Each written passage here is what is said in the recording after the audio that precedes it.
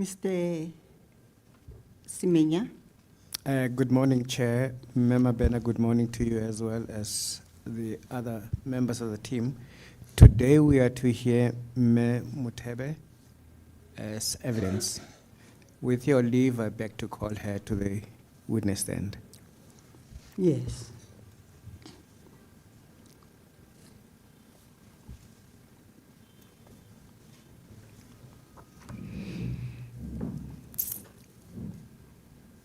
Me Mutebe, good morning to you. If you would speak into the mic so that we can capture your evidence properly, please give us your full names. My name is Puleng Patience Mutebe. Do you have an objection in taking the prescribed oath? No, I don't. You swear the evidence you're about to give us will be the truth, nothing else but the truth, and if you do, please raise your right hand and say, "So help me God." So help me God. The witness is sworn in. Thank you, Mr. Semenya. Mr. Sidumedi, your witness. Good morning, Chair. Good morning, Commissioner Mabena.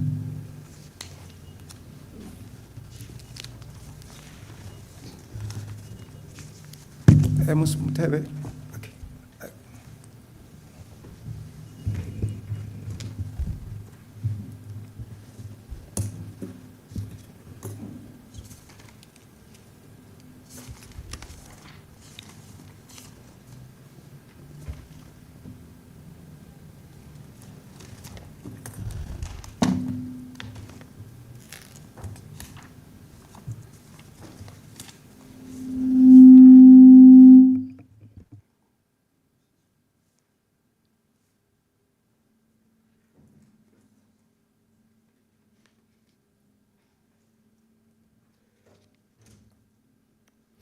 Chair, the statement of Ms. Mutebe appears on page 133 of your bundle.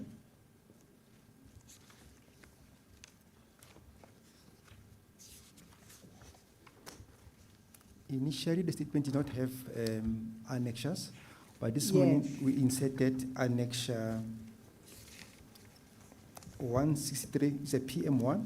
It appears on page 163.1. I'll make a reference to it later on during the proceedings, Commissioner Mabena. But I thought I must just bring that to the Chair's attention.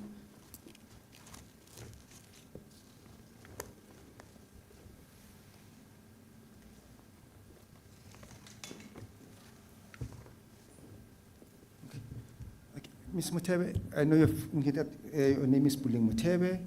Can you just tell the Commission what is your current position at Joshco? My current position at Joshua, I'm the acting Chief Operations Officer. With effect from when?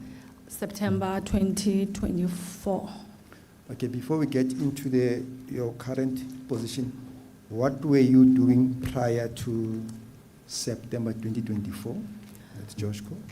My substantive position at Joshua, I'm the Program Manager Planning. So my roles and responsibilities, they include that the land acquisition or property acquisition for the Joshco developments, including the securing or sourcing of the budget for those projects, and making sure that the projects are ready to go into construction. So making sure that we have the necessary land use rights and to be able to develop whatever number of units that we have estimated for that particular building or the land parcel. Okay. Speaking of land use rights, what qualifies you to be employed as somebody that is responsible for land use related matters? I'm a professional town and regional planner, so I make sure that whatever properties that we do acquire, they are in line with the municipality bylaws and the necessary density and all the bylaws from the city, yes, and even from provincial level. Okay. Before joining Joshco, what were you employed as? Specific reference to your qualification? Okay, I was a town planner for the city of Joburg. under land use management, where my roles and responsibilities was to ensure that we implement the council land use policies, ensuring that we get all the necessary land use rights and approve them as per the city bylaws, ensuring as well as compliance with the council land use policies. Okay. So can the commission safely assume that you are qualified to speak about whatever things that you're teaching about this morning? Yes. Okay. Now, in your statement that appears on page 133, you indicate that you will be focusing on the mandate of Joshco, its property portfolio, the pricing methodology, affordable housing, and many other things that appeared on page 5. Am I correct? That's correct. All right. Let's first start with the mandate of Joshco. I think by now we know, because we've had a lot of other entities testifying. We know that Joshco is an entity owned by the municipality. Am I correct? Yes, that's correct. And it is governed by an agreement between Joshco and the city of Johannesburg. Am I correct? That's correct. I think that's been referred to in this proceedings as a service delivery agreement. Yes, Is that right? that's true. Now, on paragraph 6.3, you indicate that what Joshco does in terms of its SD. Can you just elaborate further on paragraph 6.3? Take Okay. us through paragraph 6.3. All right. So part of Joshco's mandate, actually, no, the core mandate of Joshco is to develop both the social housing unit and social housing unit, and as well as the affordable housing, and as well as the refurbishment, upgrading, and the management of all the council-owned housing properties, together with the development of affordable rental of the city of Johannesburg. And in terms of the social housing, it's those the developments that are accredited by the social housing regulator, which is SHRA.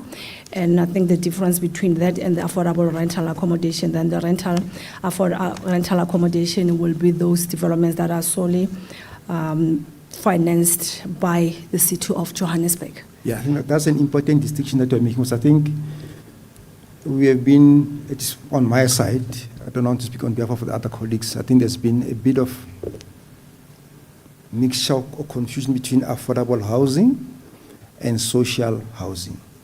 So you are saying to us, what's the difference between social housing and affordable housing? Let's start first with social housing. The social housing development, as I've mentioned, they will have to be accredited and financed by the social housing regulator. So we'll have what we call the CCG funding, the Consolidated Capital Grant from the regulator, that will assist in terms of development of the units. With the affordable housing, it will Maybe be... let's start with social Okay. housing. Maybe let's go to paragraph 10 of your statement that appears on page 142, where you elaborate more about Joshco as a social housing institution. Yes. So am I correct to say you are wearing two caps, a social housing institution cap and an affordable housing cap? Yes. Now, for now, let's put off for now the affordable housing one and focus on the social housing. Take us through paragraph 10 of your statement. We made reference to SHRA. Who is SHRA? SHRA is the social housing regulator of, the country. So when it comes to SHRA, they will impose to the social housing institution.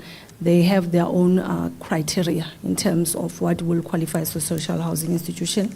So we'll have to comply with those SHRA specifications or their qualifying criteria. And you have to be accredited. And Joshco is accredited as a social housing institution. Okay. And as well as that, we have to be able to prove to the regulator, to show obviously our business plan that will illustrate that we illustrate our financial sustainability as an entity, as well as that we have to show that we develop and manage our facilities that are projects that are for the low-income earners, and the low-income earners will be those income earners, the income group between 1,870 to a maximum of 22,000 rand. So those are the market group that we can only, that caters for the social housing that So- according to SHRA. And you're saying is that is regulated by SHRA. Yes. Do you have any liberty, insofar as social housing is concerned, to deviate from the criteria set down by SHRA? Unfortunately not. All right. And now, whilst we're still on the theme of social housing, that is SHRA. And then broadly, what is then affordable housing? Affordable housing, it will be those development that, as I mentioned, that they are solely funded by the city of Johannesburg. And with that being said, we still cater for the same income groups, which is the low income group from your 1,800 to, but we are not limited to 22,000. So we can go outside those income bands and also accommodate people who earn outside the 22,000 rand income band. Okay. Now, let's go back now to, so we now have a clear distinction between, so I think as you move along, you must keep that dichotomy in mind. Now, it must be clear to the chair and Commissioner Bernard, this is social housing mandate, this is affordable housing mandate, right? Now, when you go back now to paragraph 7 of your statement, that appears on page 135, you do indicate that there are 4 portfolios that falls under the mandate of or division, sorry, that fall under JOSHCO.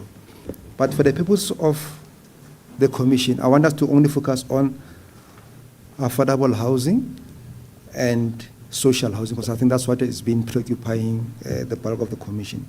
Now, in paragraph 7.2, you indicate a list of the property stock that JOSHCO is currently managing. Am I correct? That's correct. And Chair, I think the table on page 135, initially the table was not numbered. I want to believe that we now have a table that is numbered properly. If the chair can just confirm that part for me, because it's easy then to make easy for us to follow. Yes. Yeah, right. Now, we've got 36 properties that are management. Is that correct? That's correct. And these cut across the entire city. Yes. But Chair, for ease of reference, seeing that the mandate of the commission is only Region F, I can confirm that out of the 36, the ones that are within Region F are, my pages, I'll tell you now, 18, my apologies. For record purposes, I'll indicate is number 1, 3, 4, 5, 7, 9, 14, 16, 17, 18, 19, 21, 22, 23, 25, 34, 35, and 36. Just for record purposes, those are the rental or the property portfolio within Region F that is under the auspices of JOSHCO. As and when we go through the statement, some of the buildings will be made, but just for record purposes, is 18 within Region F. It's not the entire. It's not the entire 36, and it's those that I've listed there. Now, you indicate that in your paragraph 7.3 that the total units that you have citywide is 9,823. And then what about the inner city? Within the inner city, we have is 2,409. 2449. Yes. So you've got 2449. 2,449 units within the inner city. Yes, that's correct. And that's a combination of affordable housing and social housing. That's correct. All right. Now, you indicate in that paragraph 7.4 the typologies of these units. Can you just explain that further? We have different typologies. So we have the greenfield development and a brownfield. So a greenfield development, it will be where it's a piece of land and then you acquire the land use rights and you develop. However, a brownfield development is a refurbishment of the existing building where you will, convert maybe an old office park, office space or a business building where you convert it into residential units. And that is the refurbishment. It's called a brownfield. And as well as we have the former employees hostel. So they form part of, maybe you can call it a brownfield, but there are units that the development that were the former employee hostel that we're currently managing as an entity. Yes. The reason I wanted to talk about the typologies because I think some of the experts that came before the commission have made some inputs on the types of typologies that they think would be appropriate for the inner city so as to alleviate the pressure that you have. So can you just take us into consideration and indicate the types of typologies that Joshco develops or manages?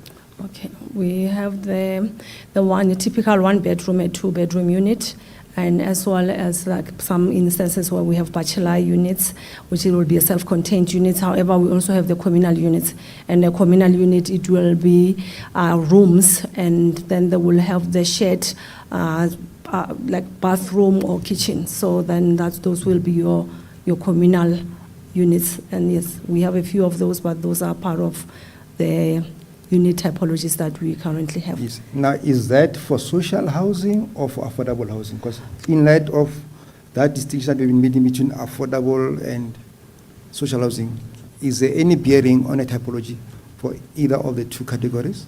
That is for affordable. So Okay. most of them, they're affordable. We don't have social housing. So those will be the ones that are strictly funded by the city, those communal facilities. Why Rooms. aren't the communal facilities for social housing? In terms of SHRA, the SHRA specification was to fund the self-contained units. So it's either a 1-bedroom unit or a 2-bedroom unit. So hence, when it comes to SHRA funding, we were struggling to acquire funds if ever we have your communal units in a development. So they will only fund, as I've mentioned, the 1-bedroom or a 2-bedroom unit. So those are their restrictions or limitations. Okay. Earlier on, you spoke and you elaborated about that on paragraph 7.5. You spoke about the, you are saying the units, service household, the units, meaning those 36 or 18 for purposes of Region F, the service households with rentals from as low as 500 per household to 5.5. So the question that I want to ask you is, what informs this 500 rand? Because, and this question comes against the backdrop that most of the occupants of the so-called bed buildings are quite, maybe I'm looking for, they are people who don't have sufficient means. Some of them, their employment is very, very precarious, hawkers there and there. So why can't it be 250? The grant is 350. Why can't it be 350, as an example?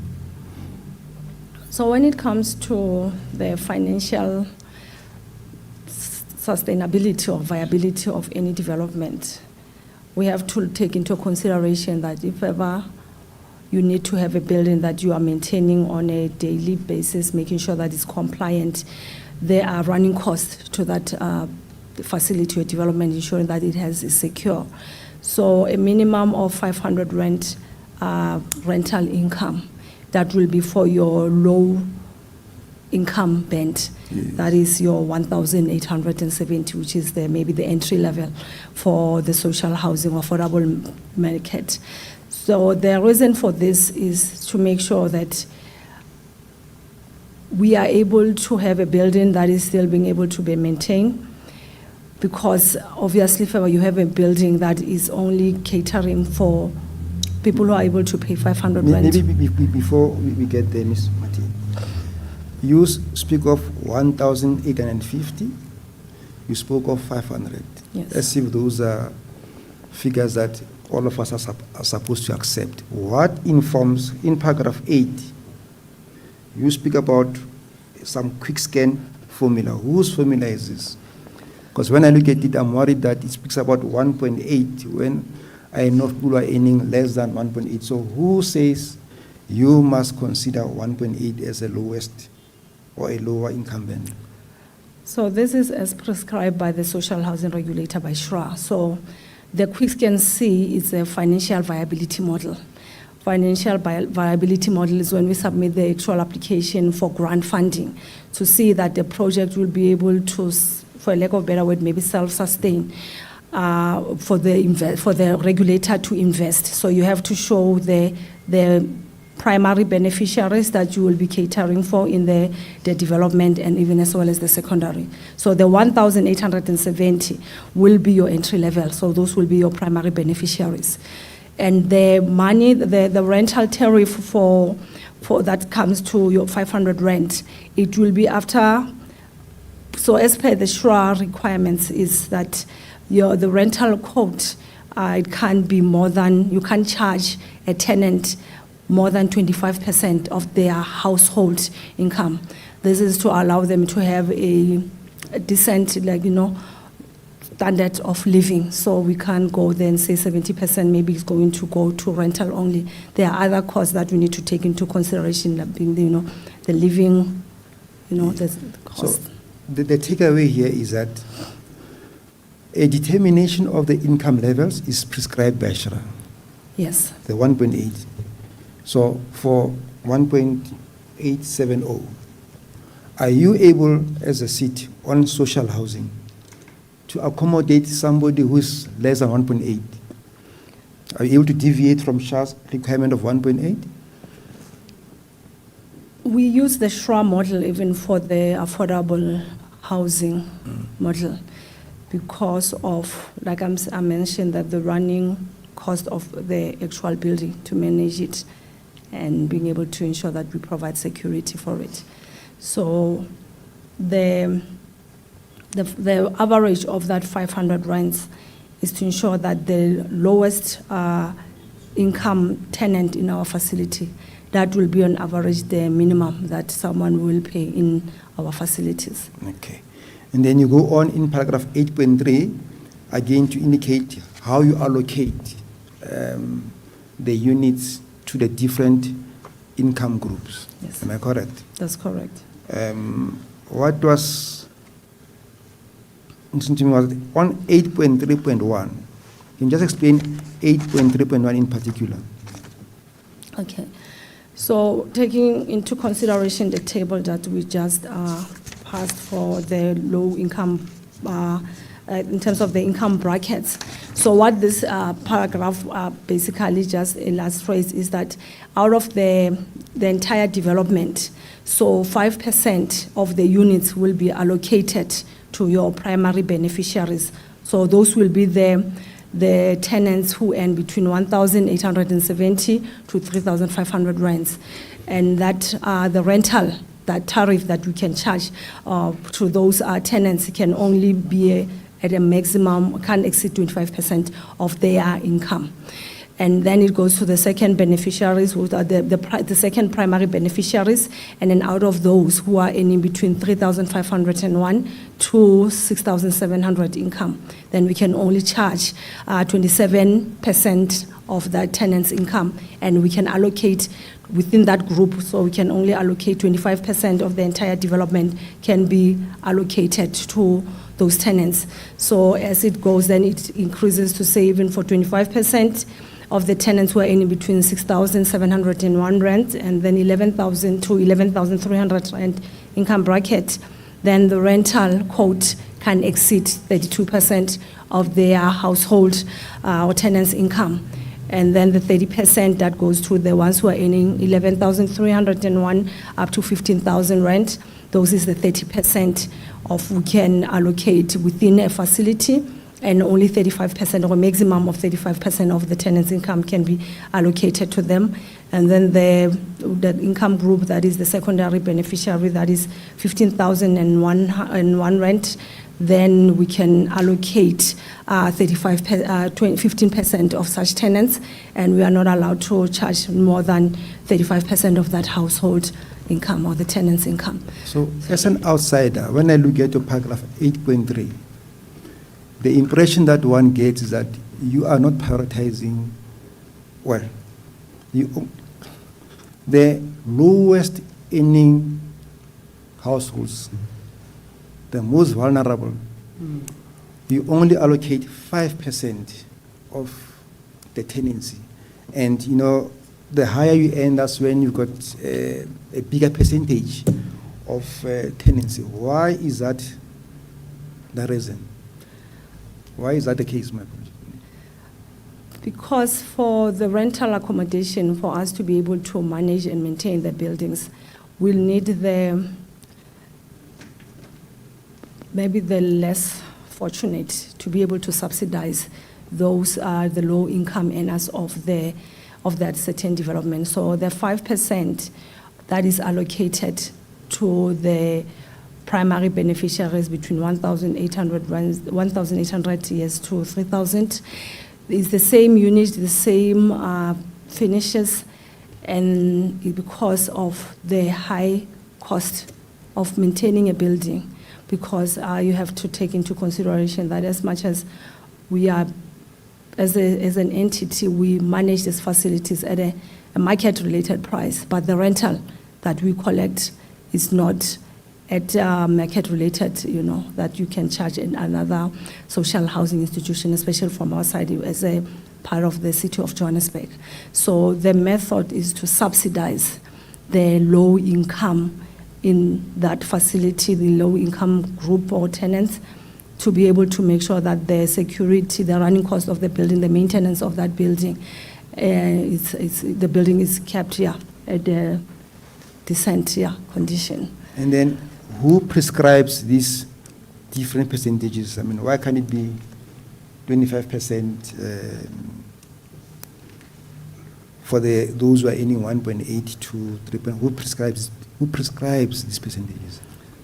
It's prescribed by the regulator. SHRA? Yes, by SHRA. So SHRA prescribes to you that for your buildings to be sustainable, you need to have this type of mix of the different incumbents. Yes, the financial model, actually, if ever you take into consideration all the running costs for the building itself and the development and the maintenance, upkeep of that building.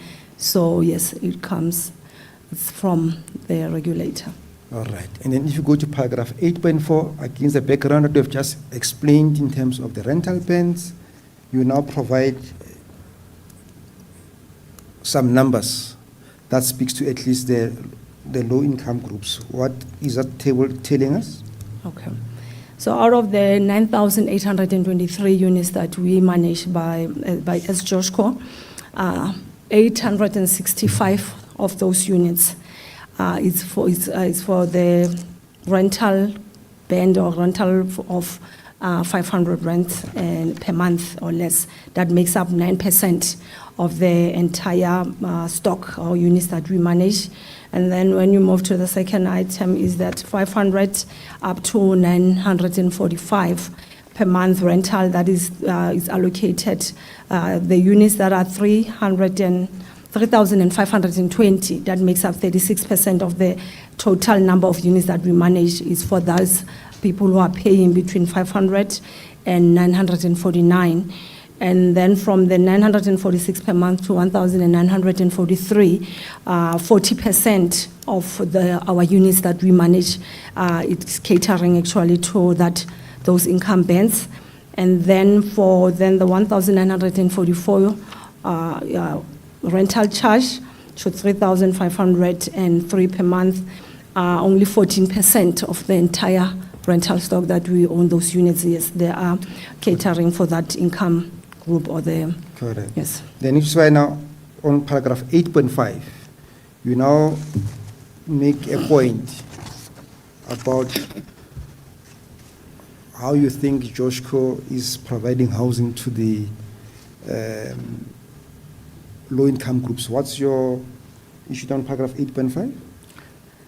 So take into consideration the rental that is charged per month, that is from your 11,300, which are our primary beneficiaries, up to the lowest, which is the 1,800 income group, where 500 rand per month rental tariff is charged. It shows that 85% of our properties or our units are catering for those low-income earners. Correct. It is insofar as social housing properties are concerned. 'Cause so far, we have not touched as yet on the affordable housing. Am I correct? That's correct. All right. Now, you make a point there in paragraph 8.6 that in as much as, you'd want to go outside these brackets for social housing, you indicate some limitations that you have. Can you just explain what are those limitations that you have under paragraph 8.6? Okay. So in terms of the SHRA requirements, we fund, the regulator funds one or two, or even a bachelor, 1 or 2 bedroom units, which has to be self-contained unit. The self-contained unit means it has to have its own kitchenette or kitchen, and then ablution facilities, bathroom. So, and again, there's a unit size that is prescribed by the regulator to say we can fund a minimum of this unit size.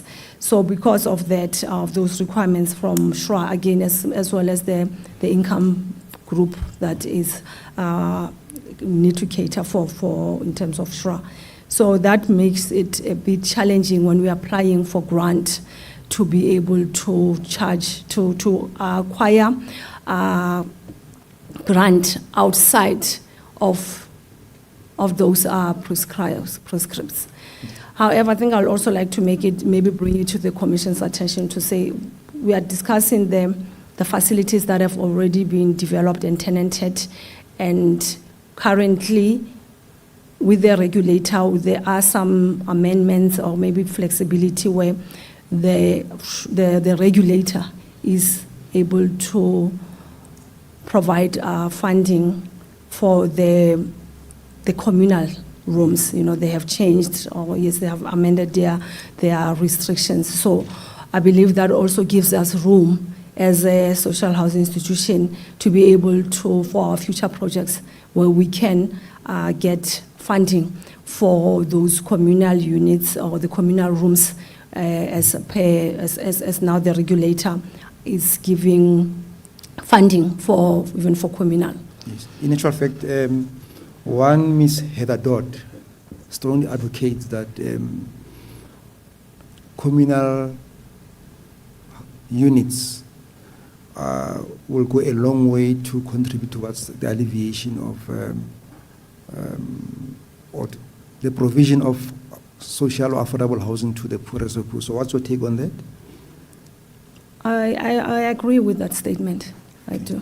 So this SHRA relaxing its rules will also then assist for you to, I take it then that SHRA's, what we just spoken about the fact that SHRA is willing to relax its rules to accommodate communal housing, will that assist in any way to meet that objective? Yes, because now instead of maybe being restricted to when we are applying for funding for our developments that we know we need to only have 1 or 2 bedroom, or within those unit specification, we are able to even get funding maybe for those communal rooms, the developments that also offers the communal rooms. All right.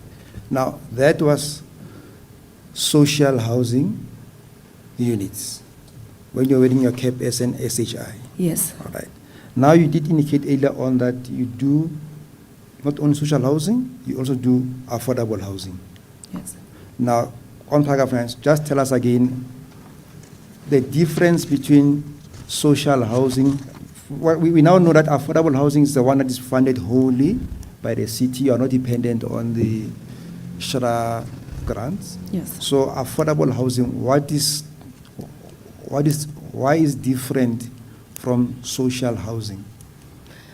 So in terms of affordable housing, we are we are not restricted to only accommodate tenants who are earning up to 22,000. So we can also accommodate tenants who fall outside those income brackets, and as well as the fact that there will be the Sweetie-owned buildings and solely funded by the city, and then that is where we are able to also have the unit mix that also includes the communal rooms. So under affordable developments or affordable rental accommodation for Joshco, we also have market, or we have those, we have not only we have 1 or 2 bedroom units, we have as well as communal rooms and bachelor units.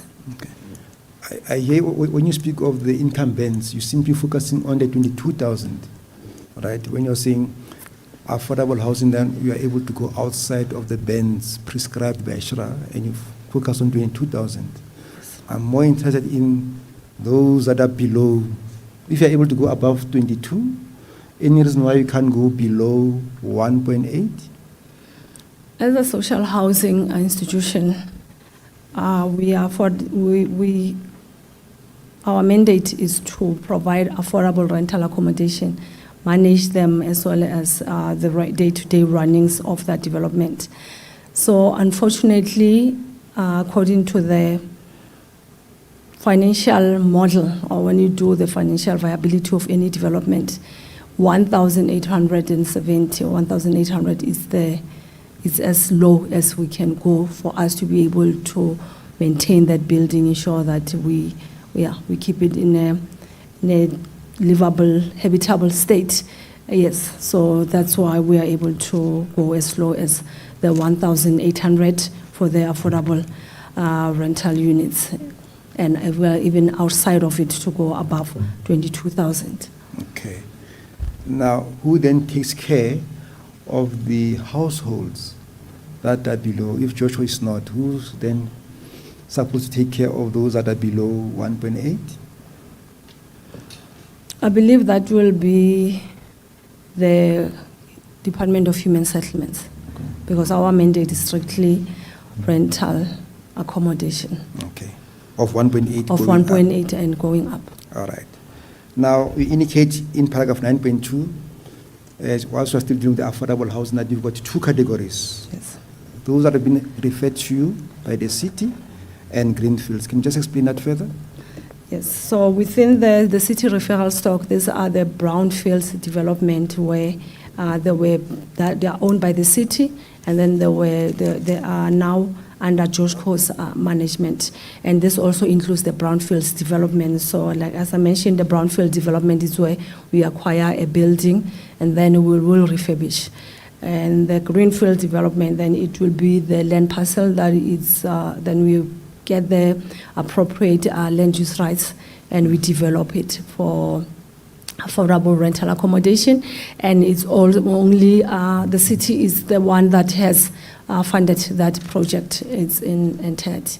All right. Now, speaking of Region F, the table on paragraph 9.3, getting to 140 to 141. What is that table all about? This table is just indicates the number of developments that are within Region F, or maybe the inner city area.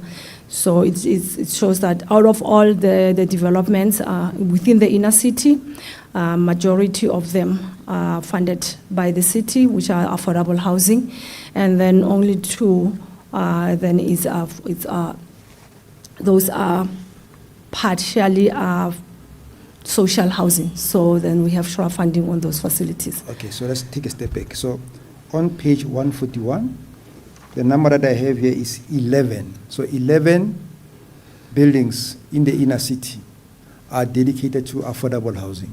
Yes. All right. But you are saying of the 11, because I saw in a previous table under social housing, I saw Terfontein and Union Square. So why is Terfontein and Union Square still forming part of the affordable housing table? That sounds more like a contradiction of some sort. Okay. So out of all these 11 facilities, actually 10 of them are brownfield. So Terrefontaine is a greenfield development. That's one. And then with that being said, so Terrefontaine consists of, it also has rooms. So within the development, we have communal rooms. The same applies for the Union Square. Yes. So hence it was able to be partially funded by SHRA. So SHRA was able to fund the 1 and 2 bedroom units, and then with the city obviously funding the development as well. So hence those 2 facilities are also social housing because of those communal rooms and partially funded by SHRA. So Terrefontaine and Union Square, if I can use, is a mixture of social housing and affordable. Yes, that's correct. Okay. Because you are saying some units there qualify for SHRA, so they were SHRA funded, whereas the rest were city owned, which is why they are affordable. That's correct. Okay.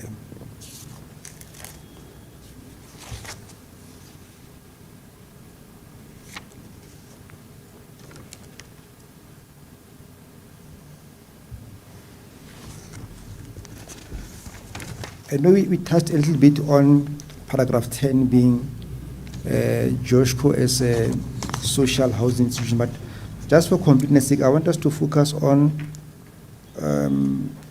paragraph 10.4 and 10.5. What does 10.4 tell us?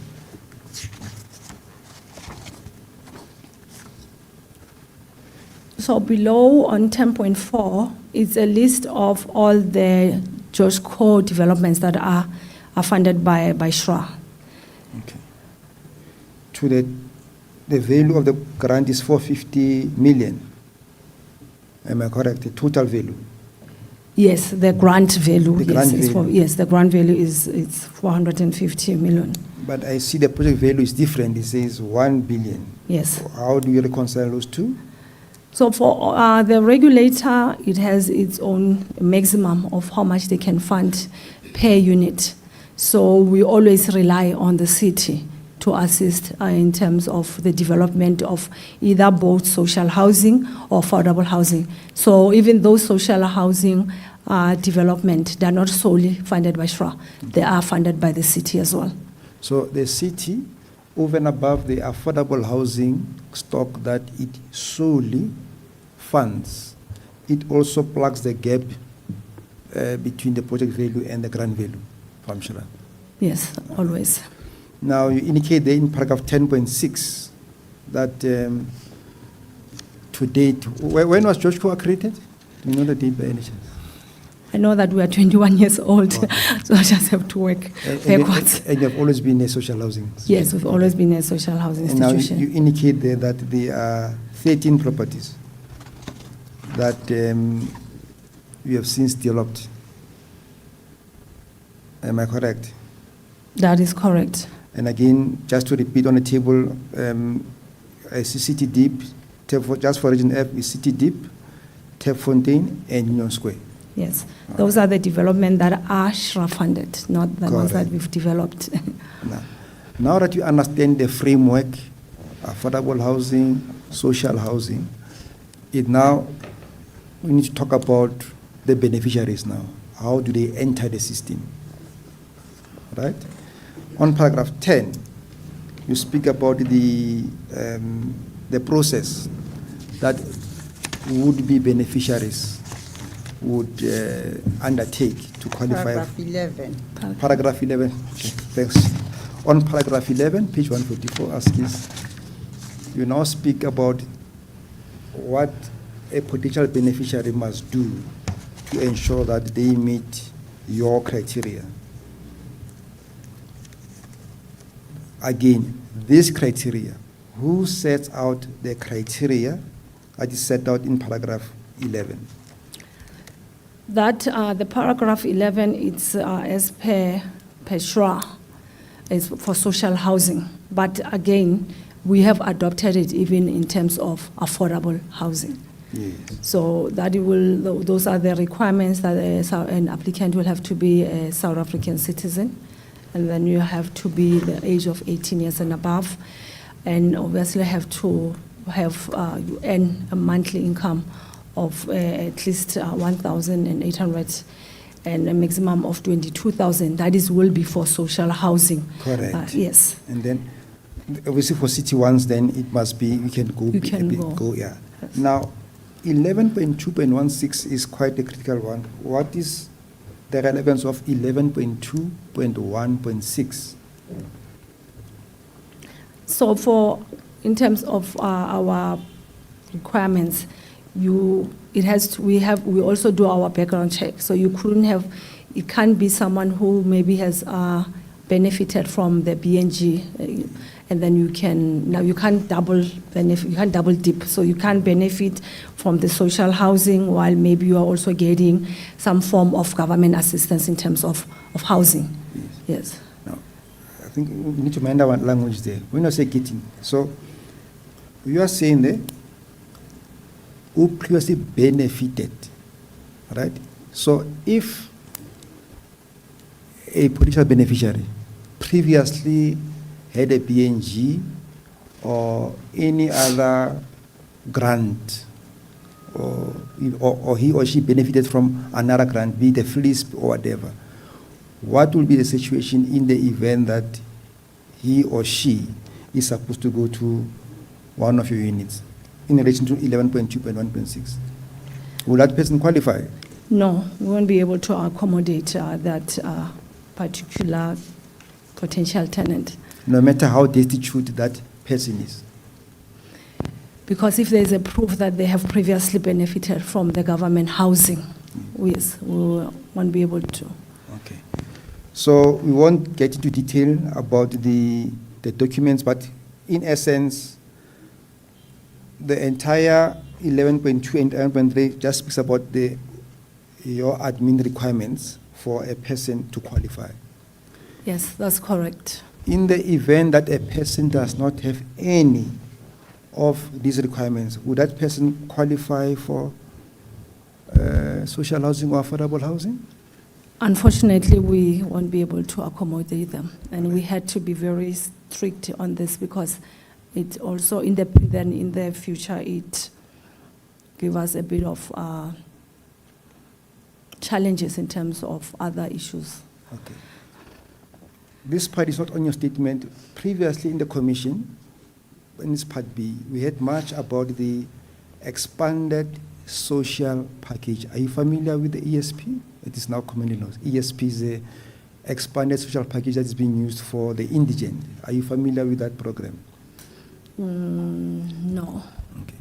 In a sense, if I can just, and look at me, I'm not leading evidence. I'm just reconfirming what is in the record.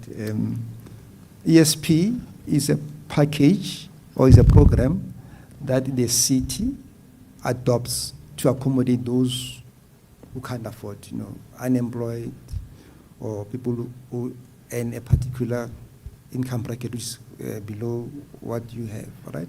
And once that person qualifies, then there are certain benefits that he or she gets. As an example, there will be free basic electricity or water up to a particular level. So those are typical packages that ESP beneficiaries will qualify for. Now, to your knowledge, are there any ESP beneficiaries within your affordable and social housing project that you've been involved in as Joshko? No. To my understanding, no, we don't have any beneficiaries of ESP in our facilities. Would they qualify though? Would a person that is, if a person was qualifying for ESP and he or she will be in one of your units, social or affordable, how would that benefit cascade to that person? I think my understanding, if I'm correct, of the ESP, and I think maybe I missed the abbreviation there. Yeah. So if ever that social packaging for those who are earning within that certain income bracket, and I believe most of our tenants, they fall within that income group. Yeah. So obviously they will have to I think they can qualify if ever they are able to provide the relevant information, and then maybe they can be then subsidized by the city, if that is actually something, yeah, possible. As an example, in your either social housing or affordable housing, what type of meterage do you have on the units? Is it a bulk metering or is it individual metering per unit? We do have both, a mixture of both. Some facilities, we have the bulk meter systems, and then some of them it's bulk meter. Most actually of the inner city is bulk metering system. Okay. So to an extent that there will be tenants who've got individual meterings, they can then be able to derive benefit from the ESP. Am I correct? Yes, that is correct. All right. Now we now understand how people get into your system. We have a better understanding now of affordable housing and social housing. There's been an issue about Joshko's ability or inability to collect revenue. The context is the same. The majority of the city officials that testified here, they've been lamenting the fact that they don't have sufficient funds to deliver on their mandates, right? Be it the provision of TAs, new developments, and also that's been a picture that we have, right? Now here is Joshko that is collecting rent, or is supposed to be collecting rent, or it is out units. But there's been issues around its revenue collection capacity. Can you just take the commission to your confidence and explain to us what is the story there about Joshko and its revenue collection issues? Yes, as an entity, I can say that we had challenges in terms of our revenue collection, and maybe this is because of number of factors that are contributing to the low rental collection that we have had in the past, which maybe I use the past because I believe that with the measures that we have put in place, we are seeing a positive trajectory in terms of the revenue collection that is on a monthly basis. But with that being said, is because a number of issues, I think if ever we have a look in terms of the city where we've been for the past, maybe the past 6 years, so we have had maybe a number of I don't know if it's called instability, but in terms of political changes. And this maybe gives us a bit of a challenge in terms of implementing some measures, strategic measures in terms of the collection of the revenue from our facilities, and other issues that are the social economic challenges that our tenants are facing, as well as the issue that we are, and maybe going back to the issue of maybe those political changes that causes maybe affects us at the level of so as Joshko. Issues such as evictions. At some point, we had to stop evicting, even though we have the tenants who are defaulting. And with that being said, it obviously causes that instability from our side as an entity to be able to implement measures to ensure that we collect the revenue that we, like monies that are owed to the entity.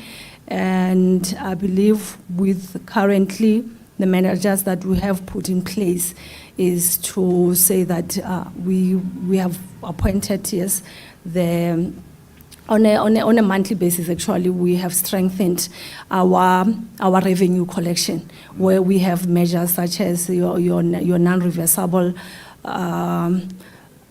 payment methods to our tenants, as well as the revenue collection drives that now we have implemented to ensure that we turn around. Speaking of revenue collection, Mr. Makola testified that historically, they've been knocking on Joshko's door to ensure that it appoints a debt collector, if I can just use that phrase.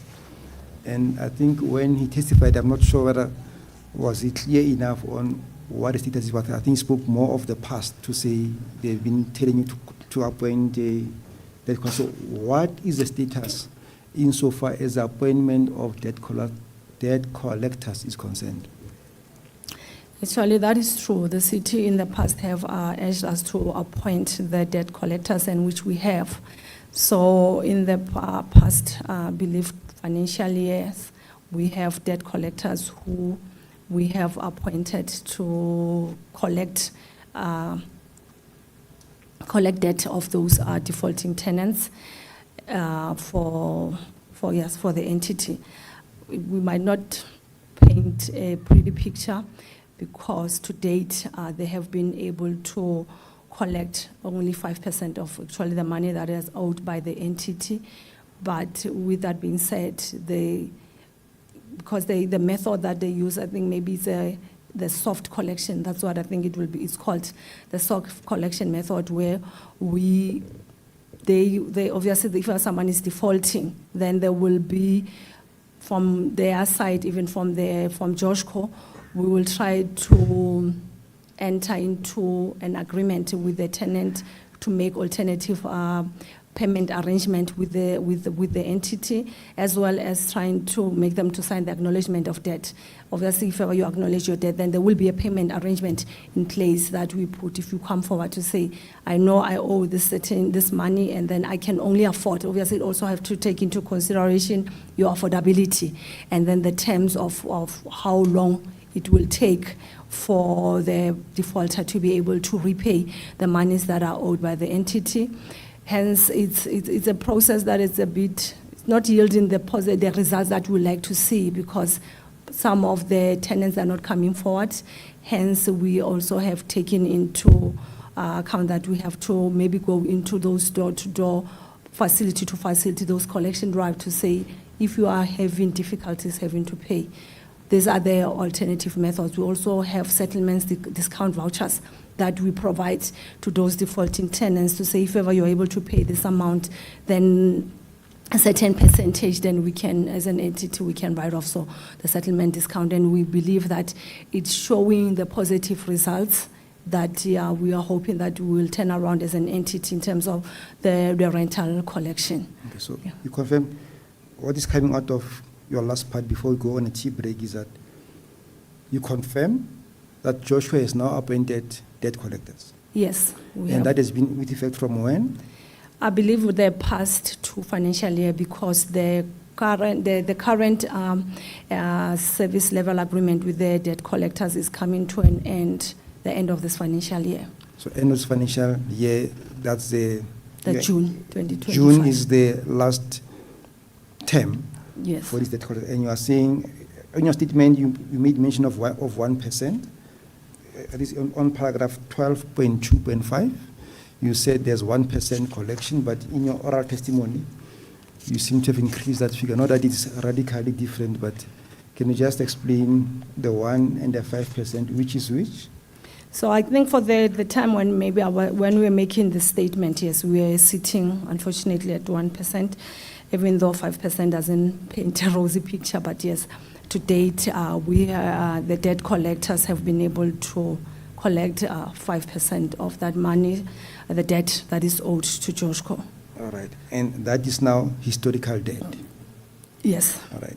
The reason I'm talking about the historical debt is that in paragraph 12.4 and 12.5, you now zoom into debt collection within the inner city. And what is the story that you want to tell the commission there? The story within the inner city is, out of all our facilities that we manage, we have developed and managed across the city in different regions. I think we can safely say that within the region F, which is the inner city, that's where we actually is where we tell our good story in terms of the rental collection. So most of our facilities are within the inner city. That's where we collect most of our rental, where it's for this current financial year, our collection rate is sitting at average of 88%. So 88% debt collection within the region F, at least. That is correct. Inner city. Yes. Okay. Chair, I kindly request that this must be an opportune time for us to take a tea break. And Yes, then resume we'll on take the a next topic. 15-minute adjournment.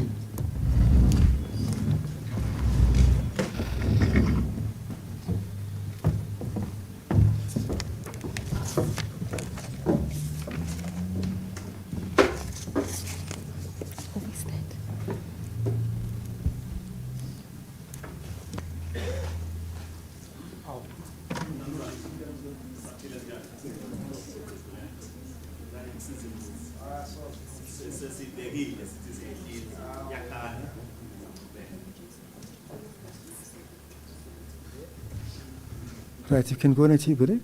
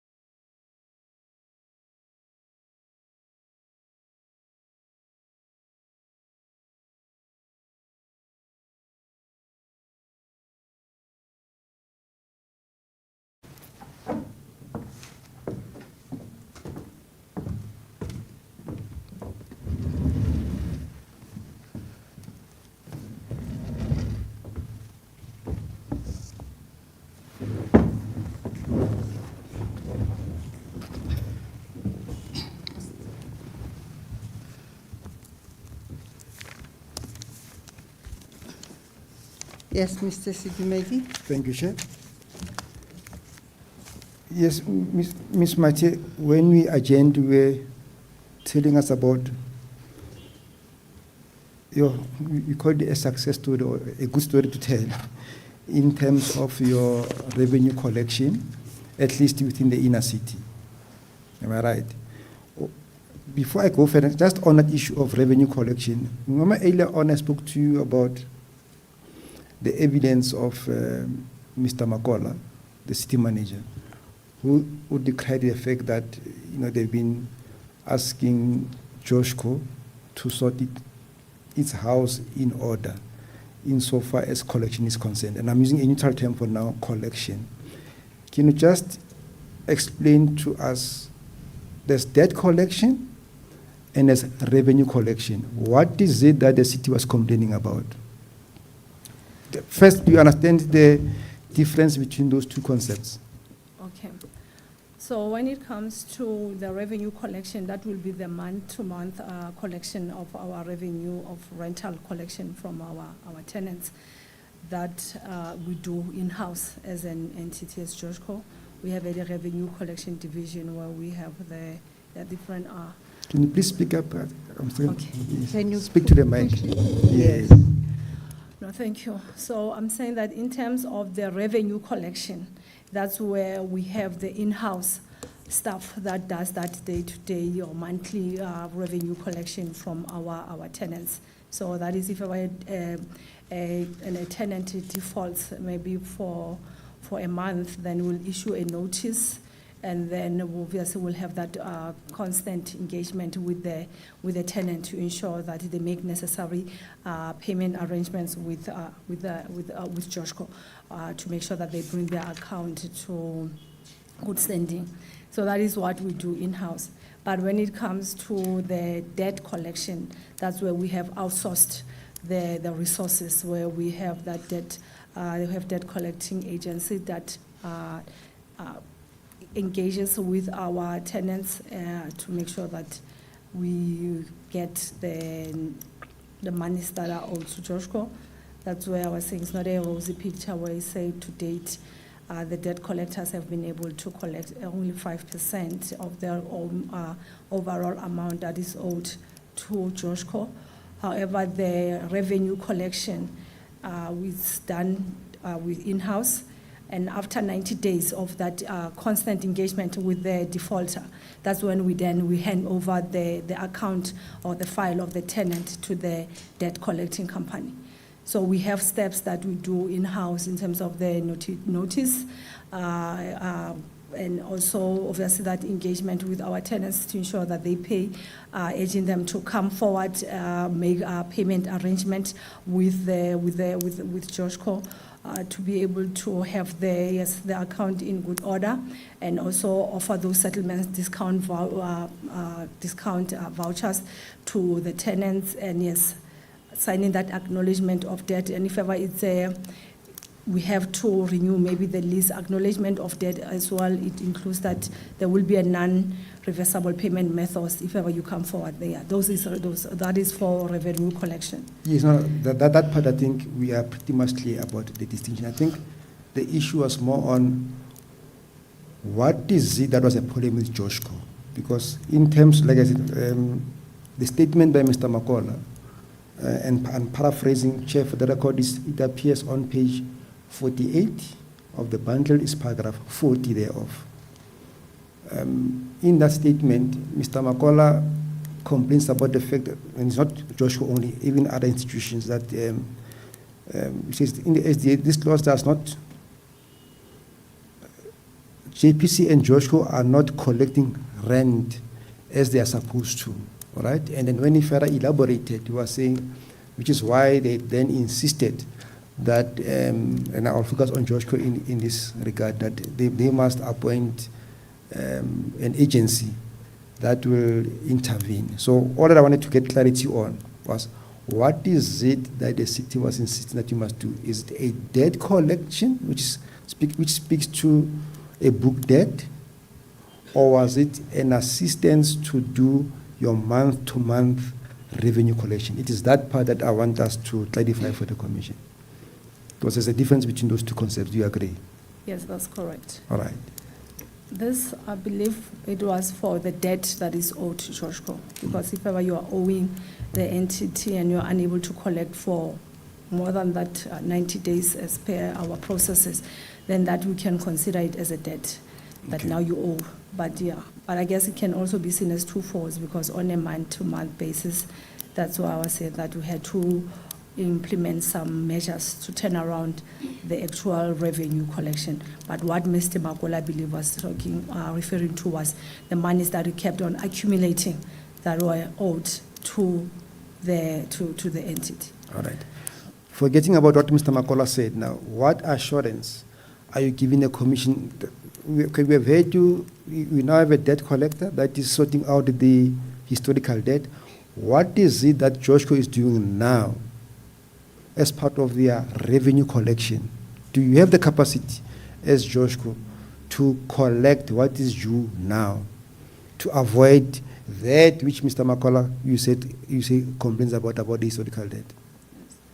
So currently, we have implemented a number of measures to ensure that we collect the revenue from our tenants on a monthly basis. That goes up from the day-to-day engagement with their colleagues, where we can also make it convenient for the colleagues. We've realized that if you bring a speed point to a facility, is convenient for the colleagues or the tenants to also pay. And then we also have that access control biometrics on our system, that where we ensure that only tenants actually of Joshco gain access to our facilities, because this we realize that some of the issues of non-collection is because we find ourselves that we have a problem with subletting. So the leaseholder is not the one who's occupying the unit. And as well as the acknowledgement of debt, we are aware that yes, some of our tenants, they have going through some financial difficulties, or some have went through. So with that being said, we are able to assist them in terms of making necessary payment arrangements, as well as regularization. So regularization is a process where the primary leaseholder is unable to pay, maybe due to unemployment or whatever the case might be. So if ever we have one of the beneficiaries of the tenant holder, then we're able, the list can be moved, the lease, then it can be transferred to that person. But again, they'll have to go through the normal vetting process to show that they can afford actually to pay rental. And yeah, so we are able to regularize, to say I'm unable to pay, however, I have a son or I have a daughter who can afford to take care of us as a family, and then we regularize that person. And again, we have now with the current management, we are enforcing those evictions, because we realize that most of the facilities, and hence it goes back to the issue of maybe the issue of instability. If ever you are unable to evict someone from a unit, it trickles down to other tenants, because you have a good paying tenant, however you know that there's this tenant who's not paying, and then it kind of demoralize the others to say, why should I pay when we also benefiting from the same resources, which is the management of Joshco, the security, but the other person maybe is not paying. And again, this is someone who's not coming forth to say, I have these financial difficulties, and making maybe necessary arrangements to pay. So it's someone who just decides to not pay. Okay. Yes. Just keeping to this theme of If I may just make a follow-up, Mr. Sidumedi, when were these measures implemented? The measures are implemented in this current financial year, as I am the acting. When? The measures of the revenue collection. Yes. From From when? we started from I believe August 2024. Yes. Thank you. Thank you, Chair. Now, keeping to this theme of revenue collection and the good story that you're telling us about Ring F and the measures that you have put up since August 2024, that is all in 12.5. So I want us to skip 13, because if you go to how then do you reconcile? If one has to take your story, you are now collecting 80%, 88% out of inner city. You have appointed a debt collector who is now, marginally moving from 1% to 5%. How do you reconcile that? with what you state in paragraph 15 of your statement. We will skip 14 for 13 and 14 for now because it's the same theme. On paragraph 15, when you speak of the challenges by Joshko, in particular paragraph 15.4 and 15.5, you complain about the debt or the expenditure that exceeds the revenue.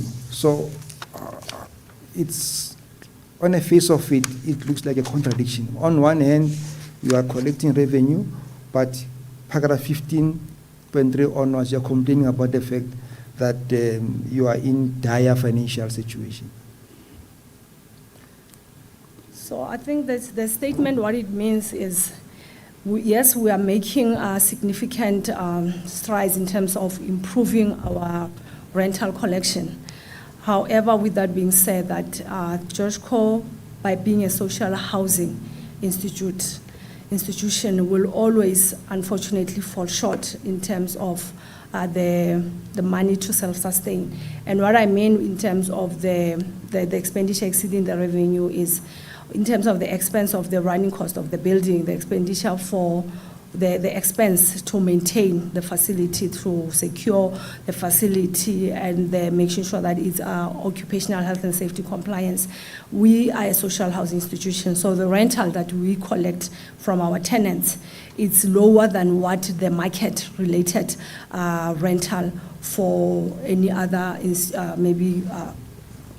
management or any other company that offers the rental accommodation, because we might manage, and we do manage our facilities at their market-related expense. However, the revenue that we collect as an entity, it comes low. So there's that imbalance between what we spend on the management of the facility to keep it in a good condition versus the collection, the rental collection. Okay, so that's one part. In as much as there's a significant improvement and you can collect your revenue, but what you collect is not in tandem with your expenditure in terms of the maintenance of the building. Yes, it's not sufficient. Hence, we always rely on the city to always bridge that gap between or whatever the shortfall is. Right, which is why now on paragraph 15.4, you speak about the non-payment by the city. Can you just give us context there? So we as an entity, we have taken, as part of the revenue collection then, that was around 2020, we have taken the steps to do the project management for other entities, including human settlements. So what happens there is we do the work for them. Obviously, there will be a service SLA in place between us and the client. So we do work on their behalf, and they pay us for work or the services rendered. However, I think over the past couple of years, we haven't been able to collect the money that was due to us for the services rendered. It's either the issue maybe of the supporting documents that the client, which will be human settlement or whatever we're rendering services for, maybe that information is outstanding. And maybe over time, if ever something is not followed up, then it falls through the cracks, and then the debt then it keeps accumulating, and then it becomes. That's why we find ourselves in the situation where we are in the red because of the work that we have done for the other entities. However, the issue of the monies that we haven't recouped for the services rendered from those entities. That was then. However, currently we are busy trying to recover those monies.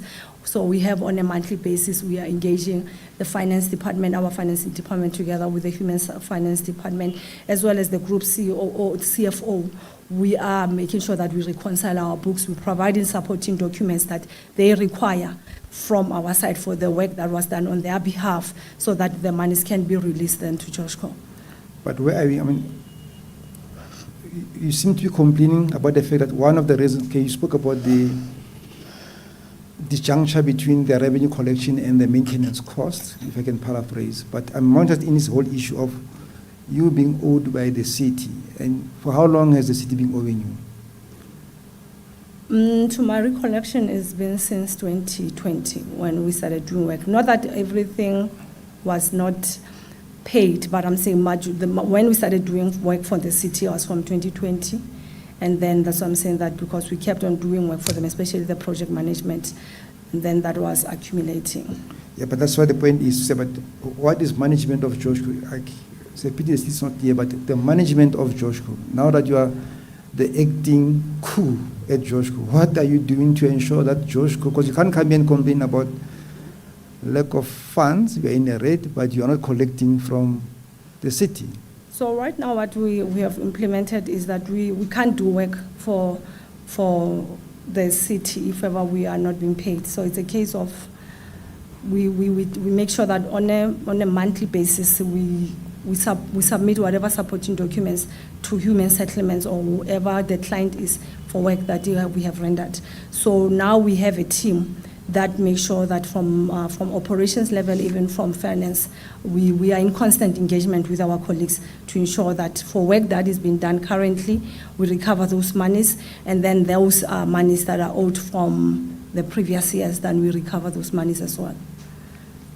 The money is owed by the city. By human settlement. Human settlement, yes. To date, how much is outstanding from human settlement or city towards Joshko? I believe to date we are looking around probably, I think maybe 700 million. Yes. 700 million Yes. today that is being owed by is that the Department of Human Settlement or by the city as well? Because you spoke of, so let's pick it up.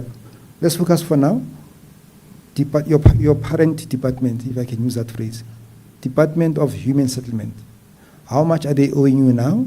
Is that the 700 million speaks to the Department of Human Settlement? Yes. Then we say there will be other Your department. community development, yes, and Correct. legislature.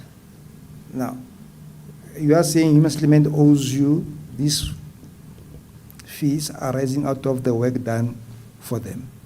That's correct. In terms of what informs you doing work on behalf of the department? So with the human settlement, we have an SLA. So for any work that we will carry out on their behalf, then there will have to be a service level agreement in place, as well as the budget allocation for those services or the work that needs to be done on their behalf.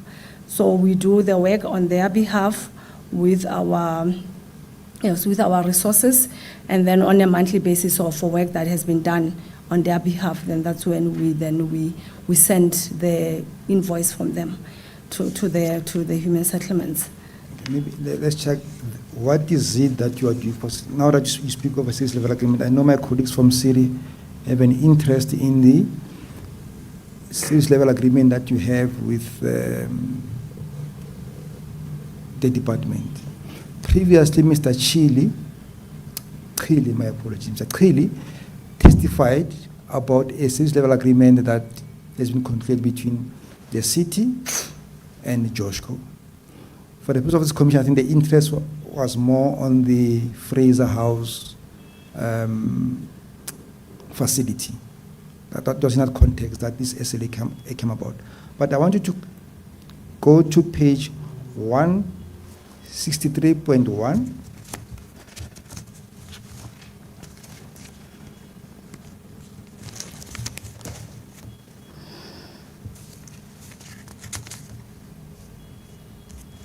Are you there? Yes, I am. On the face of it, this agreement looks different from the one that you always had in the commission. What's the difference between this agreement? When was the agreement concluded? This agreement was concluded in February 2025, so it's us entering into the new service level agreement with the Department of Human Settlements. Also, so what's the status of the one that was testified upon by Mr. Khili? That one, it did lapse, but prior to it lapsing, then we ceased to do work for them because of the issue of that non-payment. All right. So, because of the non-payment, that's when you stopped doing work for the department? Yes. But now, against that background, now I see now there's a new agreement in February, and you're still telling the chairperson that there's a 7 odd million that is outstanding by the department. So how do we explain that? Okay. Before you get into the details of this agreement, how do we resolve that problem? So with this new agreement, then the city, on behalf of Human Settlements or the city, they did allocate a certain budget per the running cost of each unit. So we have a number of units per different facilities, and then they have committed to say that under the current financial year, right up until I believe for in the next 3 years, they have a committed budget for the maintenance and the upkeep of those facilities that they have requested George Cole to run on their behalf. But with that being said, the difference between this current service level agreement between ourselves and Human Settlements is that in the past, it was the work that was supposed to be done by George Cole as an entity. However, right now, because we have realized that as well as from our side, we have capacity issues. So we are unable as an entity to run those facilities on behalf of Human Settlements. So through our panel of the building management company that we call the BMC, so we have allocated the building management companies to be able to be to Human Settlement, to what George Cole was going to be. That is in terms of the screening of their tenants, the collection of rental, the advertising of those units, the intake and day-to-day upkeep of those facilities. So where George Cole comes in is then, because the panel is ours, then we will be charging Human Settlement that management fee. However, everything else will be done by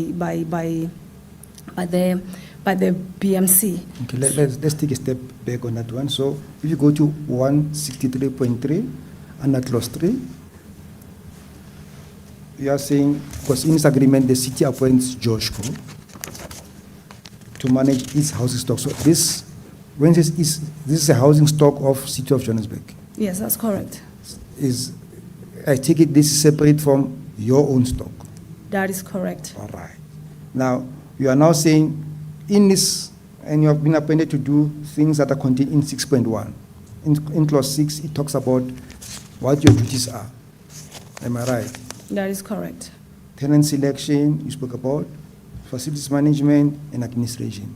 Yes. So these are the tasks that George Cole is supposed to undertake in terms of this agreement. That is correct. And you are saying, for you to execute those tasks, we have now appointed a BMC, a Yes. building management company. Yes, we have outsourced. You have outsourced that which you have been appointed to do. Yes. All right. Now, we go to paragraph 5. It speaks about what is due to you for these services. Yes. Can you just explain? I see 1.8 there. What is the story?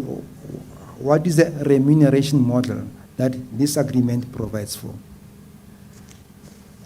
So this agreement, what it shows is that for each unit under those facilities, so that will be there for the current financial year, that will be the amount that is allocated per month from the city or Human Settlement. That will be for the running cost of the facility. So yes, so for then from our side, what we'll do is we will do the actual work and source the codes from the BMC, and then with the approval of Human Settlements, then the works then will be done. And after work has been done, we will be able, as George Cole will pay the BMC, and then we will recover that money from Human Settlement. Okay. Then, is this 1.8, is this a total cost for a unit, or is there more? What's the fee due to? Is there a fee that is due to George Cole, not 1.8? No, the fee that is due to George Cole, that will be the professional fees. It will be 7% of whatever it is that the total work that has been done by, or services rendered. So that will be 7% that is owed to George Cole. I don't see the 7% in this agreement. Yes, that is correct, because this SLA actually needs to be amended. So we did give comments to Human Settlements to say that the issue of the George Cole's handling fee or professional fees is not accommodated into this agreement, as well as the number of facilities that are mentioned here. They mentioned 106 Clem Street. Let's go to the facilities, because I think that is what is important as well for Siri. On 6.2, there's 1.8, you are saying you're still going to amend the issue of the fee. what are the facilities that you are managing on behalf of the department? According to this SLA, these are the facilities that we'll be managing on behalf of Human Settlement. I see. And then, hence, I was saying that I think it's number, So let's start. So it's Yes. Fraser House, you confirm Fraser House? yes, we And do. Fraser House is a TA. Yes, that's true. You are managing that for the department. We were managing it and providing security on their behalf and the maintenance of that building and occupational health and safety compliance. Yes, Yeah, right, as a TA. yes, as a team. And then you've got the vault holder. That's an affordable rental. Yes, It's not a TA. no, it's not. You've got South Hills. Yes, Vleehof is a CRU, right? yes. It's not a TA. No, it's not. Now, you're saying something about 106 Claim Street. What's that about 106 Claim Street? The 106 Claim Street, actually, it's a George Core development, just recently being refurbished. And it's not a T, it's an affordable housing accommodation for the city, for George Core. And I think what I would like to also maybe emphasize on 106 Claim is as part of the bed building initiative that is currently being under the office of the group COO and the city manager. We have, after we've done the vetting process, so some of the bed buildings, which Casamia is one of them. So we have been able to do the occupancy audit on Casamia, and then those who do afford the social housing, which is their rental, affordable rental. So some of the tenants of Casamia, actually, they have been moved or they have relocated to 106 Claim So Street. is 106 Claim your building or the city? It is our building. So, but now why is it part of this table? I think it was probably a mistake from Human Settlements because it's a George Core, yes, So this is development. not part of the scope. No, All right. And then the other interest that I have is on Albert Street. Is that a TA? yes. So if you look at this table, how many TAs are you managing as part of this SLA? It's only two. Only two. Only Fraser and 133. Albert.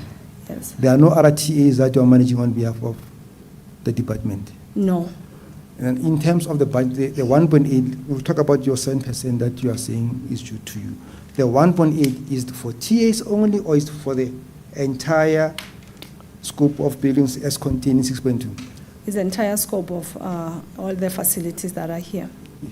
Do you have a separate budget that has been allocated to you as Joshko for the management of TEAs?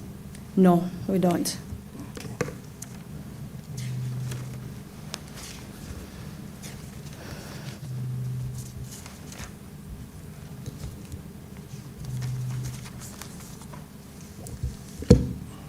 All right, we went to that agreement due to the flow of the evidence. We can go back to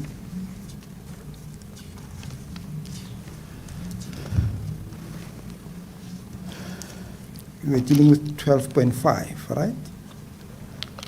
We have now covered the SLA because we explained that, we're dealing with, my apologies, Chair, we're dealing with 15.5, where you're talking about the non-payment by the department, and that arose as a result of SLAs. We now have a new SLA that we have concluded, and you are trying to accommodate that past debt that you have. Now,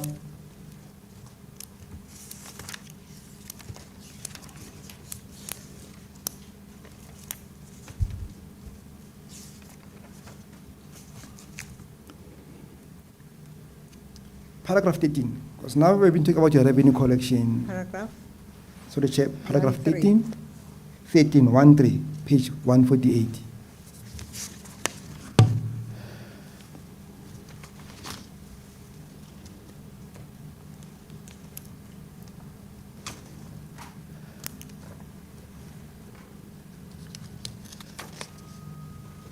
Because now we need to understand the capacity of Joshko to undertake all these functions. You have just spoken to us about the revenue, the SLA that you have the department, you spoke of revenue collection measures. So we need to understand what is in place currently at Joshko. And I must indicate, Chair, this paragraph 13 will also in any event address the question that has been raised by Heather Dodd. It's paragraph 17, because Yes. she asks about... The dot is actually the expert witness of the evidence lead. Correct, that was brought to my And not attention. Seri. Yes, Chair, I was wrapped over my knuckles last time, but yes. So 17.1 will actually be addressed by this evidence as well. Now, all this that you are telling us, Ms. Pulling, we need to understand what is in place at Joshko to back up what you are talking about from an organogram point of view. Okay. So from the organogram under housing management, so we have the COO who will be the one who oversees all the runnings and of that entity or the department. However, then we have the general manager. So the general manager's role, it will be to Maybe make sure- before you get to the, just take us through the elements. If you go to paragraph 13, there are some headings there.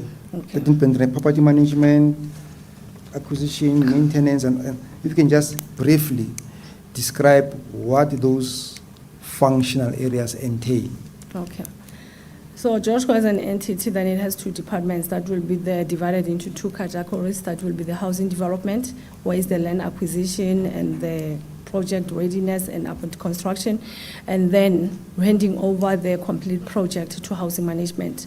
So housing management solely function is to ensure that they deal with the property management of all our facilities. So that will include that the leasing of tenants and the new the renewal of new leases of leases, tenant engagement, the revenue collection, and the daily or day-to-day maintenance of all our facilities.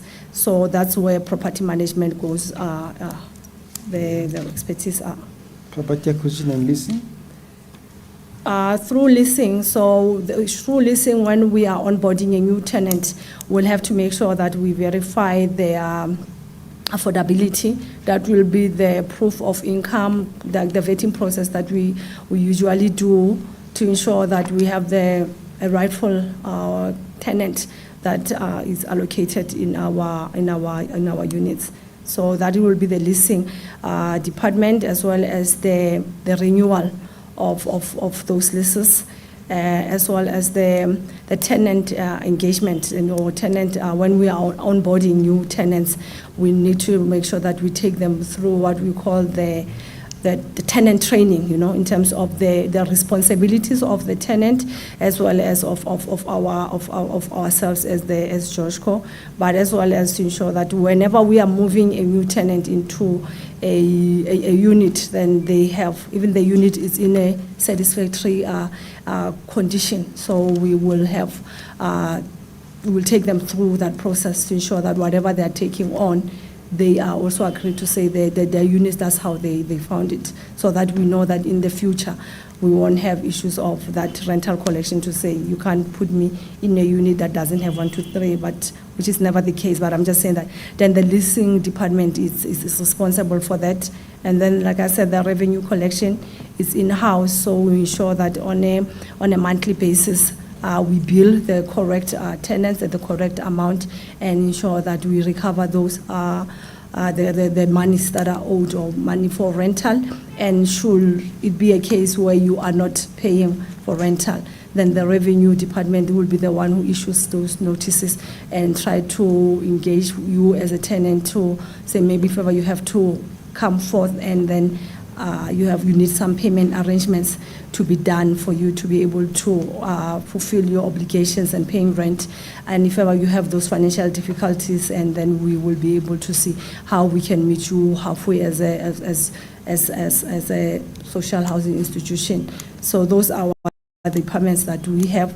And then again, on top of that, we have the portfolio managers. The portfolio managers are the ones who are ensuring that all the facilities that we have, those annual maintenance that we plan for all our facilities in terms of compliance, they are done, those routine, maybe routine repairs and maintenance, or even those maybe the reactive repairs and maintenance that are done per facility if and when it's required. But yes, that's what. Right. Yeah. Now, you have just explained all these functional areas. I just want to see if we can curtail your evidence. You speak about those functional areas. And even on page 152, you speak about the organogram, where you've got the COO, where you come in and you elaborate on your functional areas. You speak of general managers, leasing managers, portfolio managers, and so forth. Now, and revenue collection manager, when one looks at all those issues and you put them against one, because I'm assuming you've got, from this evidence, you are saying there's enough capacity to execute those functions. I say the mic won't pick up your nodding. Yes, I do. All right. Now, here is this picture of a JOSHCO that has different functional areas that can ensure that it's self-sustainable. We've got the personnel in terms of the different COO, GMs, and all that. You put that against two issues. One, we just spoke about this debt that you're not been able to collect since, I'm thinking about now the tenant debt. I'm not thinking about we have exhausted the issue of the human settlement debt. How is it that despite that structure in that final area, you still have this problem of historical debt from your tenants? For maintenance. No. Debt, historical debt. Remember that one where you had to appoint a debt collection entity? Yes. Yeah. So from our side, as JOSHCO, as I said, we do have the revenue collection department, and then where we will engage our defaulting tenant on a monthly basis from 7 days when we don't receive our rental, and then that constant engagement also to urge them to come forward if ever they have any financial difficulties that they might have. However, with that being said, we are also being able to outsource once we haven't collected the amount, the monies that are owed to JOSHCO. We have outsourced this the resources to collect the debt, the past debt, because the reason for the debt, unfortunately, to accumulate is if ever there are some measures that you can't put in place in terms of those who are defaulting. And as I've mentioned in the past, to say that in the absence of us not being able to evict, those are other contributing factors that we find ourselves with challenges to say we can't put the remedial actions in place for us to be able to collect the rental that is owed to us. And maybe it also comes from, like I said, the instability where at some point we had to put on hold the evictions because of the challenges or the change in leadership then. But currently what we are doing is we are executing those evictions, and we have taken more of aggressive manner. Like I'm saying that we have those tenant the revenue collection drives where we are going to our facilities to ensure that we engage our tenants and making them aware to say that the failure to pay, unfortunately, this is the steps that we might have to take. But because our sole purpose is not to evict, hence we make sure that we engage them. And if ever a tenant has financial challenges, and we definitely urge them to come forward and make necessary payment arrangement with ourselves. And with that being said, that with that we also include the non-reversible payment methods that we make sure that then you won't be able to default. And if ever you owe a certain amount of money, if you owe money, then we'll also have to make sure that we have payment arrangement that we put in place to say, I'll be able to afford this amount to ensure that I pay the debt that is owed to an entity. And then with that being said, then we freeze there won't be any interest accumulated on the debt. But again, it's something that we rely on the tenant to come forward and make necessary payment arrangement. And from our side then, we will put those measures in place in terms of the acknowledgement of that, that you'll have to enter into, that non-reversible payment method that you will have to now implement to ensure that going forward, then you won't be able to default. But those are the measures that we currently have in place. And again, is that constant engagement with our tenants to ensure that we just don't maybe put them out. But if ever, unfortunately, it comes to that, then it's a measure that we'll have to take. So I think when you keep on saying current, you are referring to that period that you gave the chair about. Yes, that's true.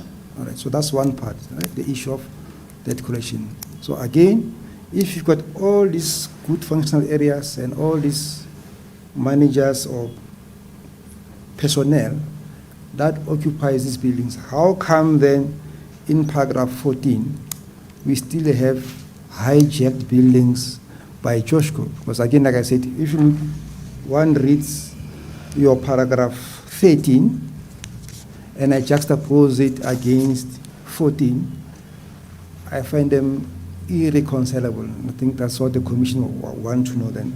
Because you are indicating that there are 3 buildings that were hijacked under your watch. Casamia, Chelsea, Casamia, and MBV. Yes.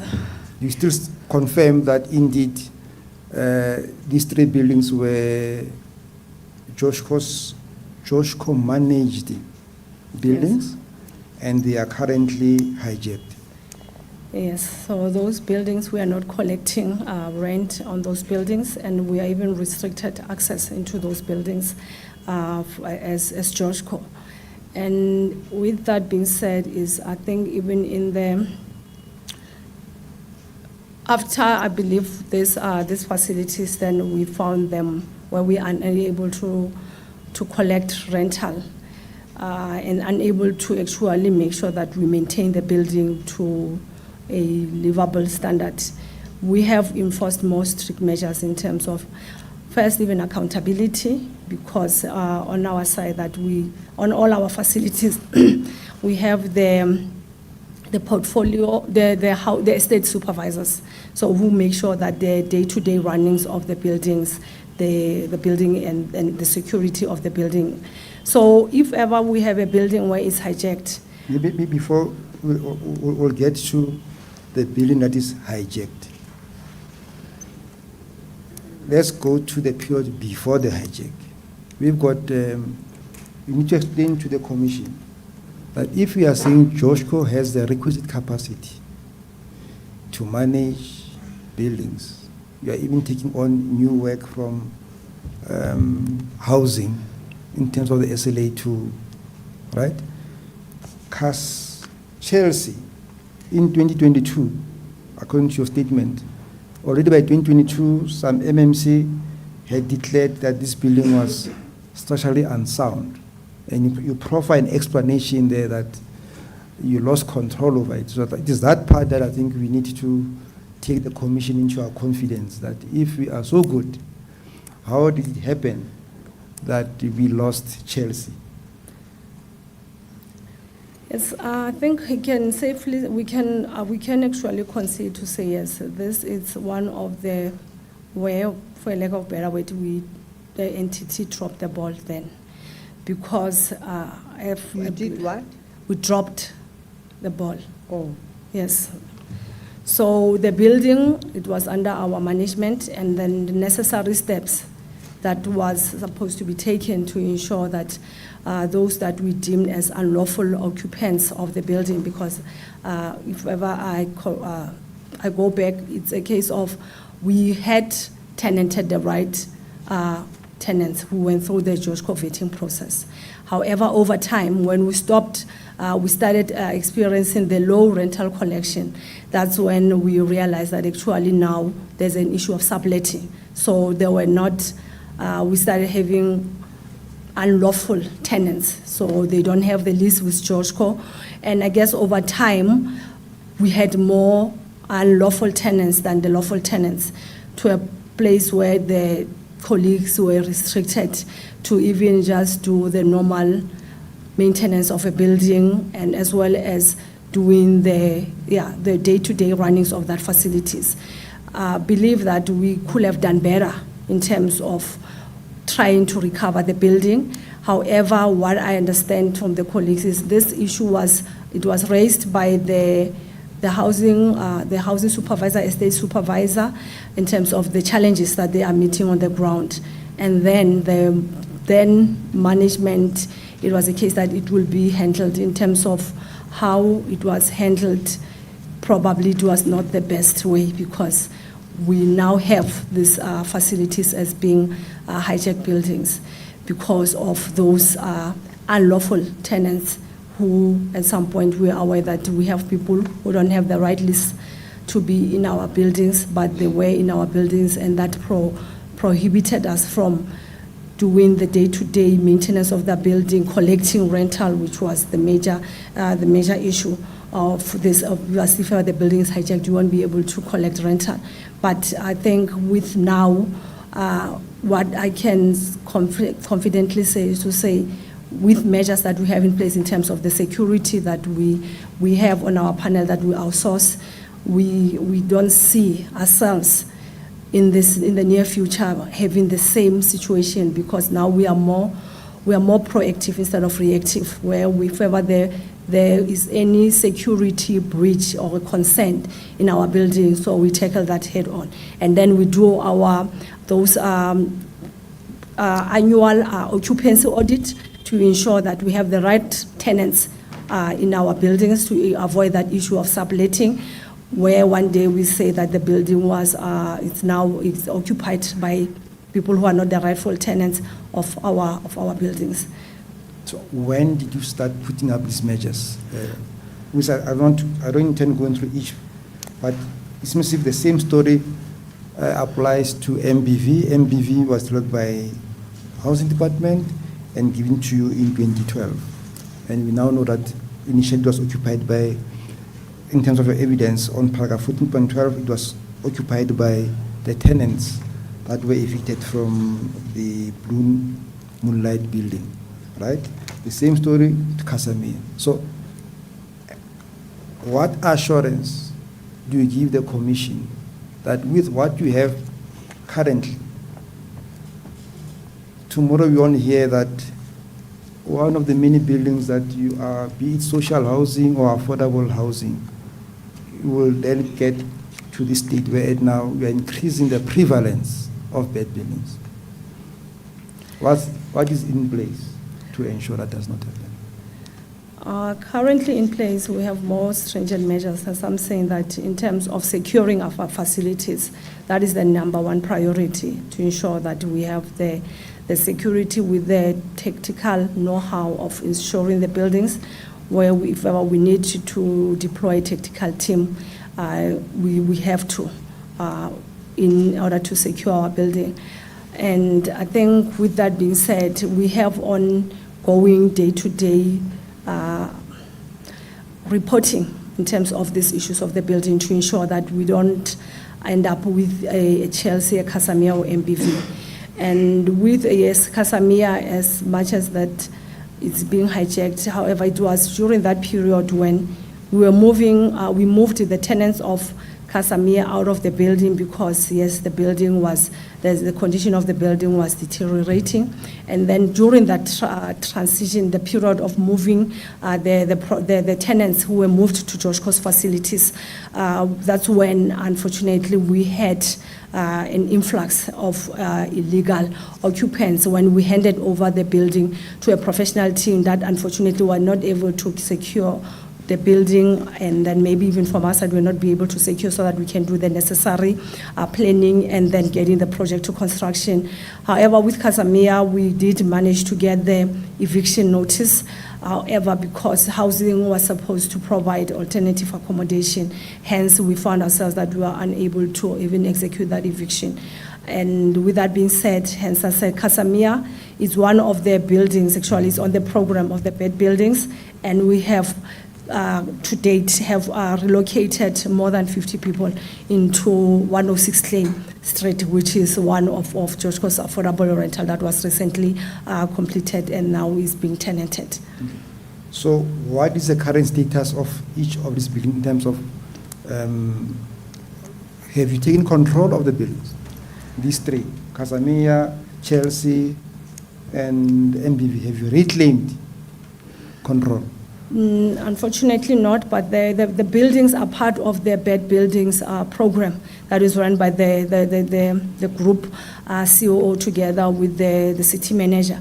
So currently under that bed building program, we are relocating the occupants to the facilities that are safe for human habitation, as well as taking into consideration the affordability level. So the building, the occupants of Casamia as an affordable housing is those who went through the George Co vetting process, and then it showed that they can afford to pay rental.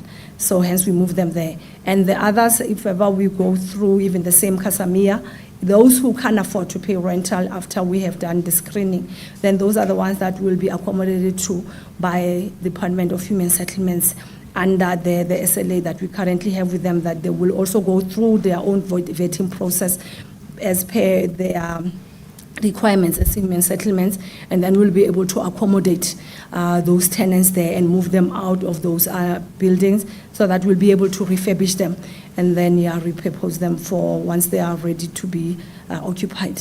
Okay. Since these three buildings, have you lost control of any other buildings that you might not be aware of? No, we haven't lost any building under the current Okay.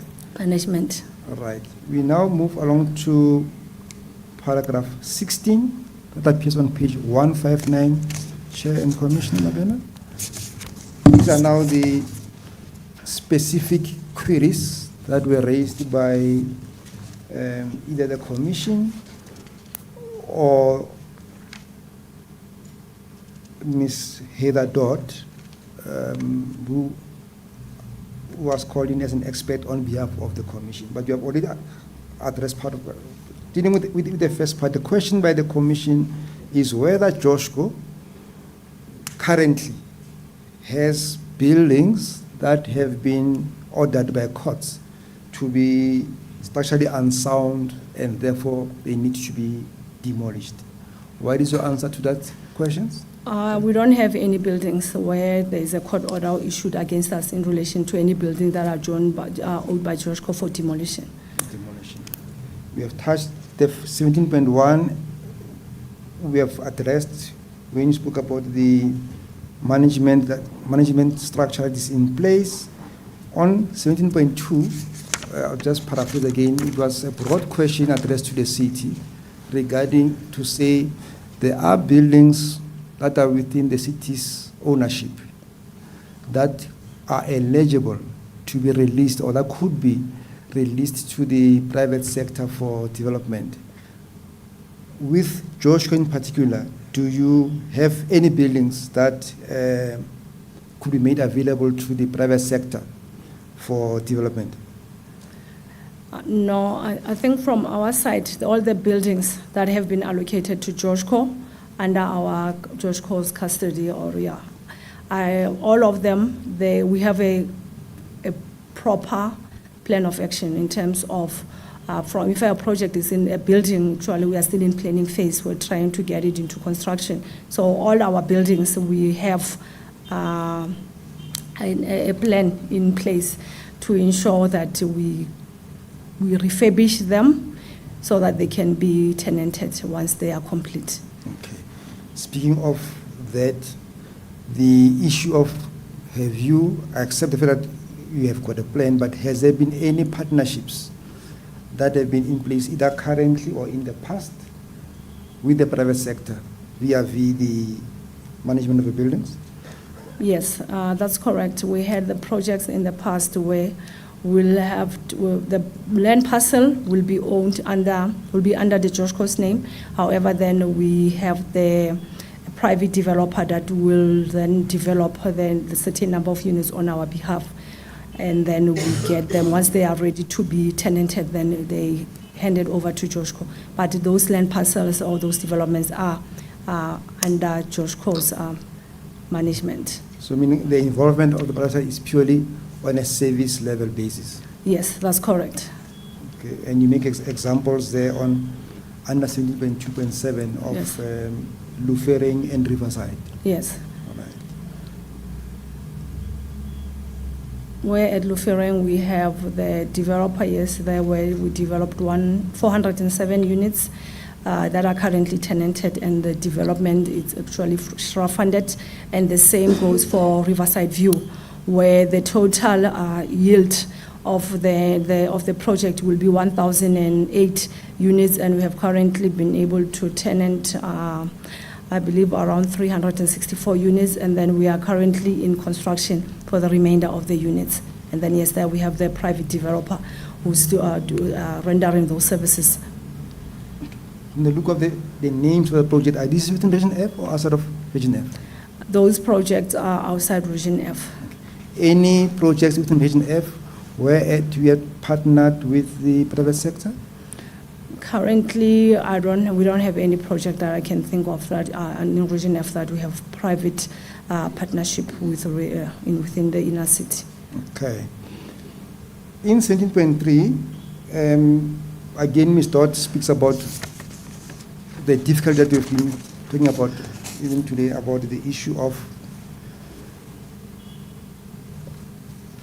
accessing, that it is difficult to penetrate the rental, the lowest rental sectors without the need of subsidies from different levels, right?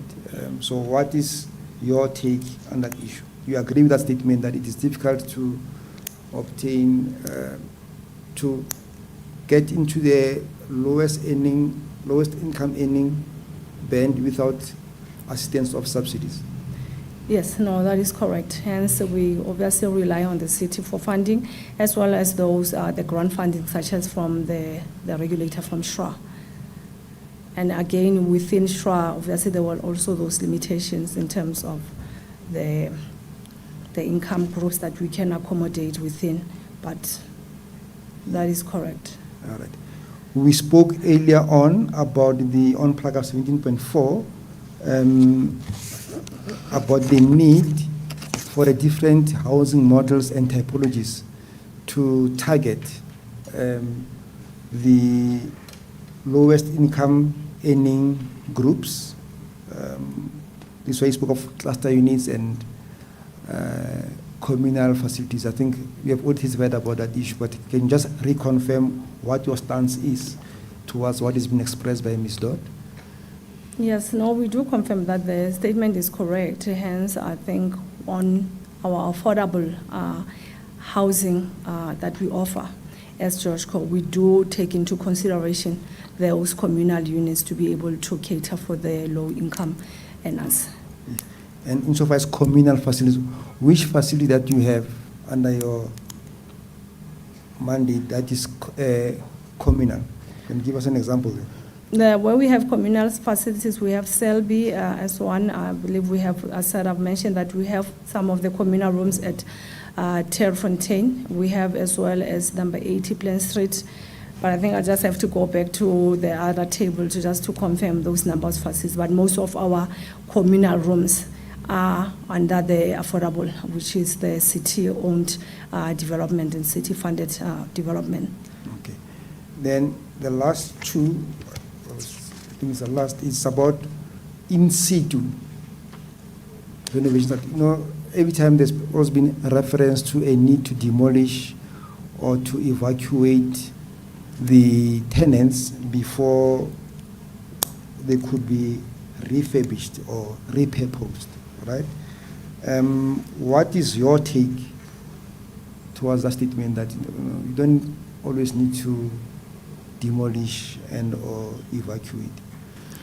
I believe that the statement is correct. We haven't had a need or ever had to demolish any of our buildings. So all of our brown buildings that you have taken under our management or acquisition, we have been able to refurbish and repurpose all the buildings. So we haven't demolished any of our brownfields developments. So yes, there is definitely a room for that in terms of refurbishing the existing buildings in order to be able to afford low rental to those income groups. Chair, that will be the evidence in chief of Ms. Thank you, Mr. Sidumedi.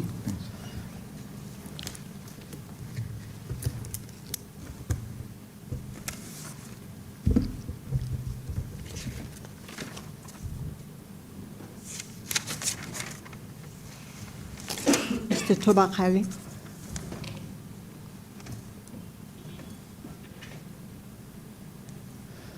Thank you, Chair.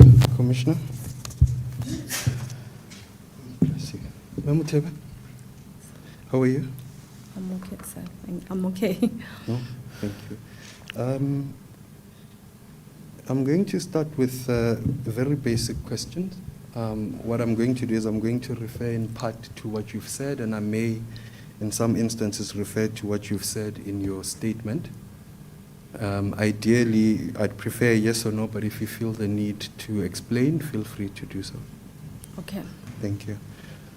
Perhaps we can start at the beginning. So you say that, and this appears in your statement, it's on page 134 at paragraph 6.1.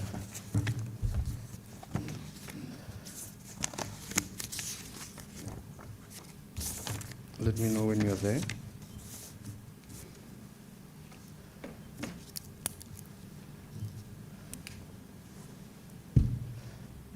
So you say there that Joshco is a state-owned company, and you say it was established to fulfill the constitutional mandate of the City of Johannesburg to provide adequate housing within the City of Johannesburg's jurisdiction.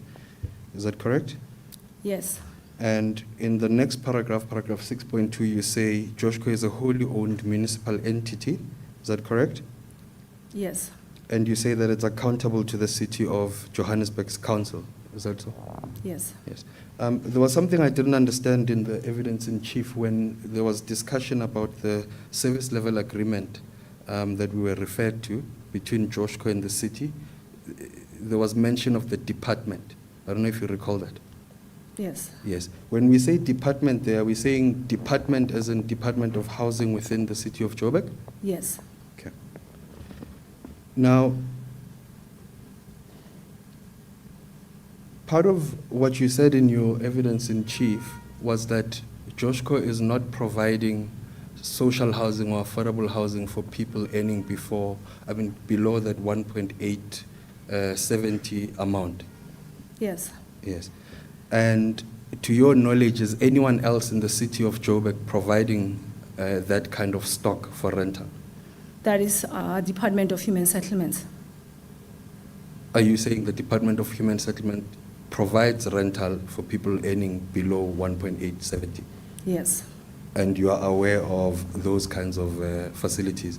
Yes. Okay.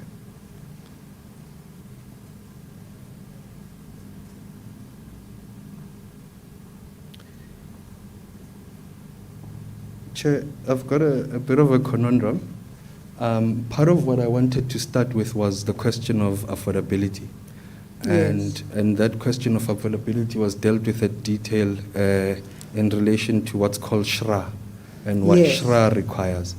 Now, my understanding, and I'll test it with the witnesses, that that's reference to the Social Housing Rental Authority, Yes. which was formed in terms of the Social Housing Rental Act. Yes. And there are regulations which deal with amounts, thresholds for rental. Yes. The difficulty I've got is we haven't yet, because we found it during the cross-examination, we haven't been able to print copies of those relevant regulations, which I would have liked to discuss briefly with the witness. Yes. Yes. So I don't know, Chair, because it's now 1:45,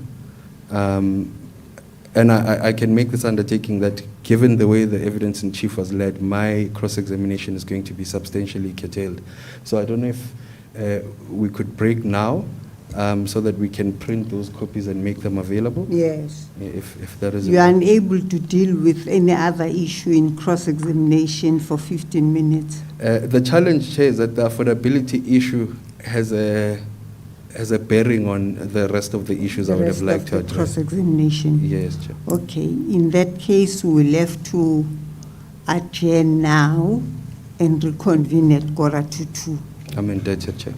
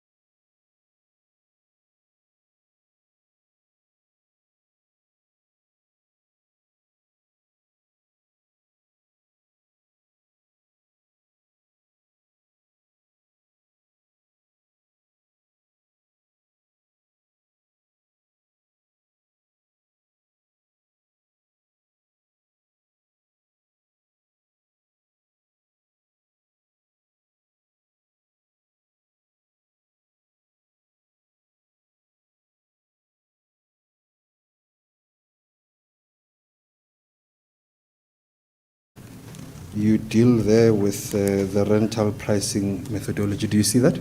Yes, that's correct. See. Now, earlier in your evidence in chief, I understood your evidence to be that in relation to social housing, the amounts that we see there, the income bands, as well as, perhaps let's start there, the income bands are determined by SHRA. Is that so? That's correct. And I think you said that you can't deviate from that determination by SHRA. That is correct. However, I will also like to bring it to the Commission's attention that we have actually deviated from the average rental that as per SHRA we're supposed to be charging for those different income bands. And we have, when we have deviated, obviously we have to go through the board for approval as well as the regulator. So the rental income that we're currently charging is not exactly as per the evidence here as on this pricing rental. So what's different about it? It's lower than actually what is required by the regulator. Because as for the regulator, you'll see that anyone who's earning between the 1,870 to 3,500, then the average rental should be around 3,671. However, due to the issues of affordability and again the rental boycotts on some of our, on most actually of our developments due to the issues again of financial constraints, we had to deviate from the rental that we were supposed to actually be charging.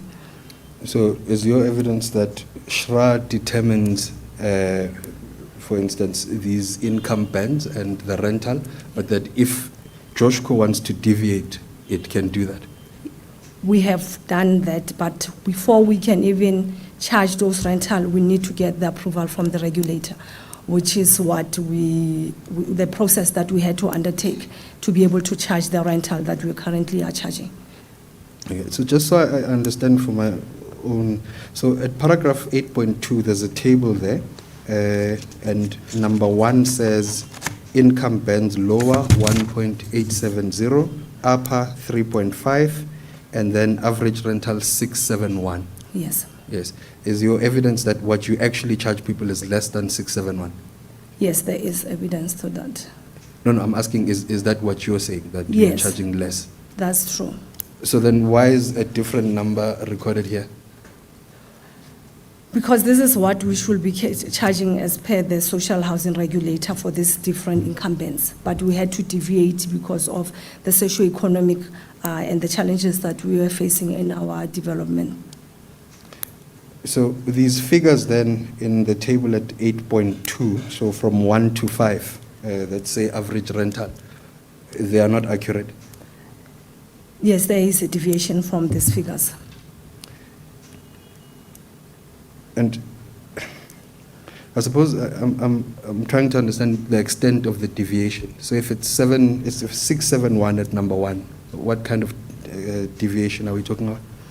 I think the deviation, then it will find expression on the on evidence on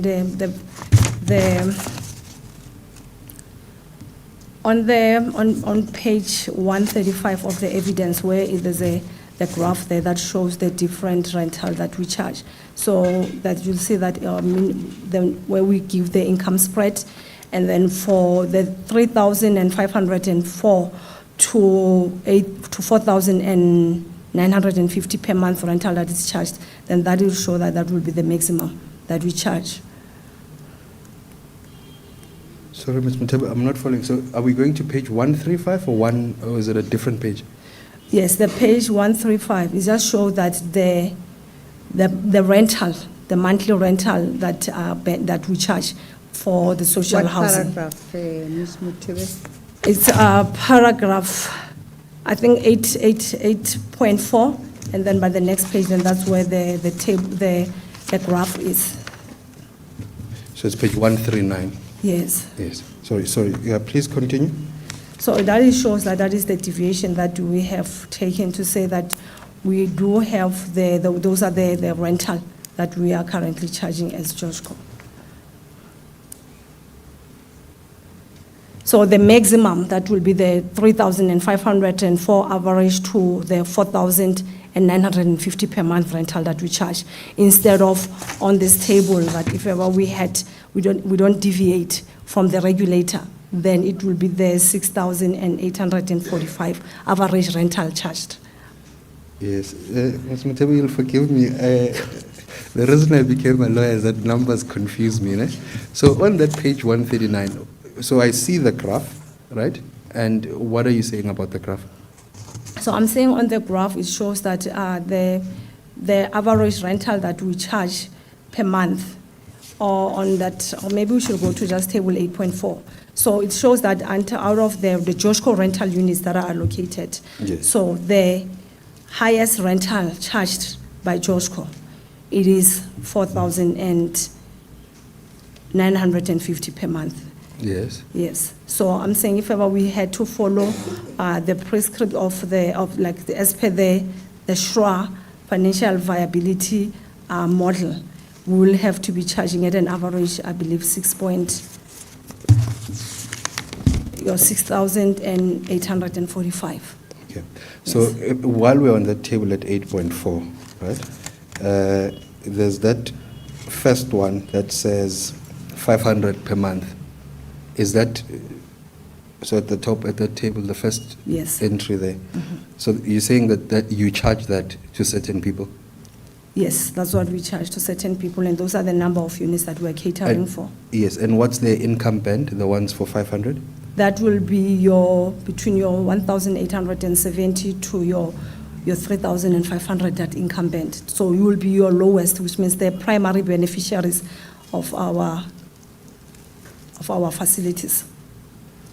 Okay. And so for my purposes, when we then prepare to make argument on the question of affordability, should we then not have, we mustn't have regard to the table at 8.2? The table at 8.2 is a guideline Okay. for ourselves. However, it's what we should be charging. But again, I'm saying that because of the financial challenges that we know most of our tenants are facing, then we had to deviate from that. Okay. And those amounts there that you should be charging at 8.2 or which you charge, is it correct that they are just rental?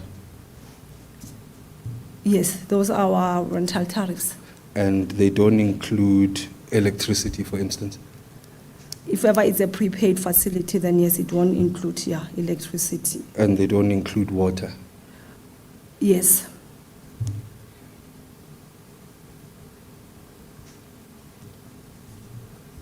And so that principle from SHRA that talks about not charging a certain percentage of a person's income for rental, is your understanding that principle talks about just rental, or it includes utilities?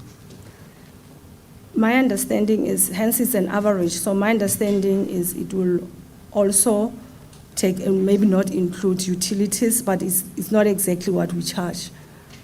No, I understand what you're saying. So I'm saying, that's why the question says whether it's 671 or whatever deviation number that you're doing. I'm saying, is your understanding of the SHRA principle that you are applying when you set these amounts, that percentage that you mustn't exceed of the income is just rental, or it would be rental and utilities? It will be rental. It doesn't include utilities? To my interpretation, it will be rental. Hence, we give our tenants the opportunity to be able to manage and monitor maybe in terms of their consumption. Now, when you gave evidence earlier and you spoke about SHRA, you said you were accredited by the social housing regulator, isn't it?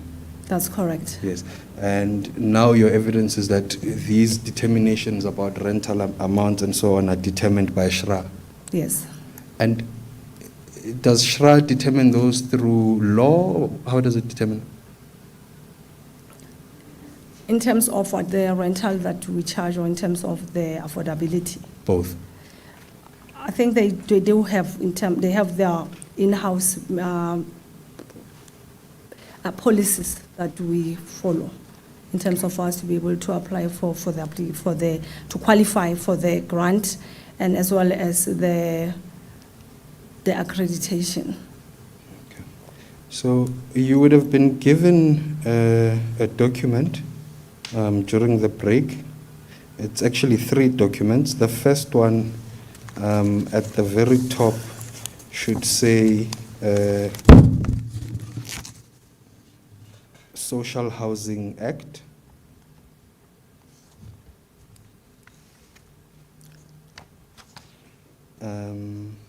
Social Housing Regulations, Gazette Yes. number 34970. Do you see that? Yes. Okay. Now, if you go to, I believe it's section 23 of those regulations,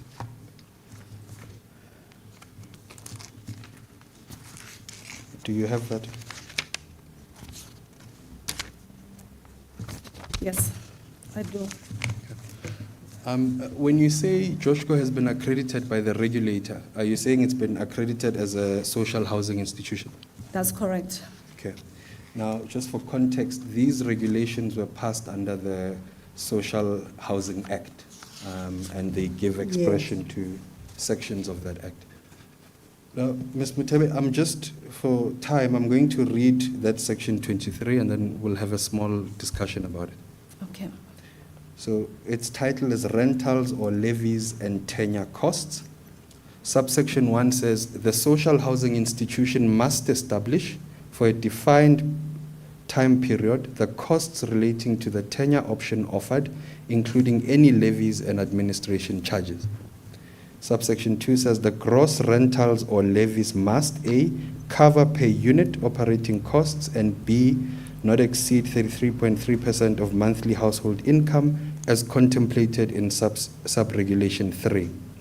Sub-regulation 3 then says target rentals or levies must be as follows. A minimum of 30% of the units must support rentals or levies for households earning less than 3.5 per month. And B, a maximum of 70% of the units must support rentals or levies for households earning between 3.501 and 7.5 per month. Do you see that? Yes, I do. Yes. Now, when we make our argument, we're going to argue that this Regulation 23 is the basis of, so when you talk about SHRA telling you how to charge, for instance, we're going to say that the basis for that comes from this Regulation 23. Do you have a comment on that? No, I agree. Now, if we are then on the same page, that sub-regulation 3, it says target rentals or levies must be as follows, and then it says a minimum of 30% of the units. And when you look at B, it says a maximum of the units. Now, I want to put it to you that what this regulation does is to give Joshko a discretion to decide that at the minimum 30% must be given to people who earn less than 3.5, but it can exceed that number. What would you say to that? That is correct. And equally that in B, what that regulation does is to give Joshko a discretion to say a maximum of 70%. In other words, you can't exceed 70% of the units to people earning between 3.5 and 7.5, but you can go lower. What would you say to that? That is correct. However, I don't know if I should bring it to also the attention of the committee to say that 30%, it's a minimum of those who are earning the maximum of the 3,500, and then the maximum it will start from 3,500. But because the rental income bands have changed since then, so the 30% that we are accommodating for, it also includes the people who are lower than the 1,870. I think I lost my train of thoughts there. No, you can try again.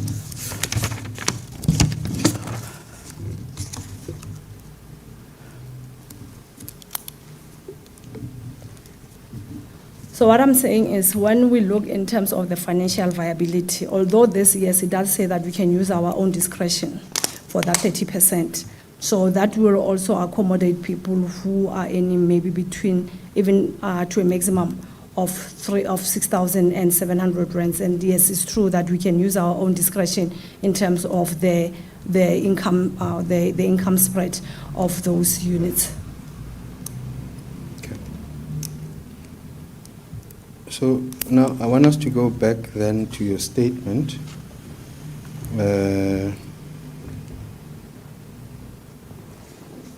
At paragraph 8.3 on page 138.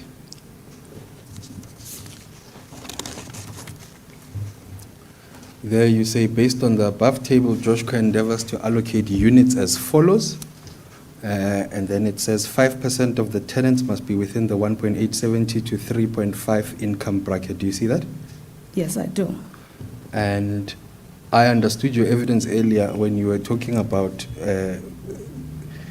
the percentages of tenants who are then allocated into a unit. I understood you to say that that's also determined by SHRA. Is that correct? That is correct. Now, do you know of any other regulation other than the one I've shown you where SHRA determines the percentages of tenants who and how they must be allocated in a building? So when we do the actual application, I think this is where this income spread that comes into place. Since this Act in 2011, there have been quite a number of amendments on the Act, including in terms of the rental rental groups that we cater for, because this document refers to 1,500, which is minimum, which has been revised by SHRA. Now there is 1,805. So, and then the maximum is 22,000, while according to this document, it was the maximum was 15,000. So in 2023, that's when those new income bands, they were revised, and that also informs the actual income spread that you see here. So, Ms. Mutebe, that 2023 revision, what is that you're talking about? It was a circular that was revised by the then minister, I believe it's Mamuluko Kubai, where it increased in terms of the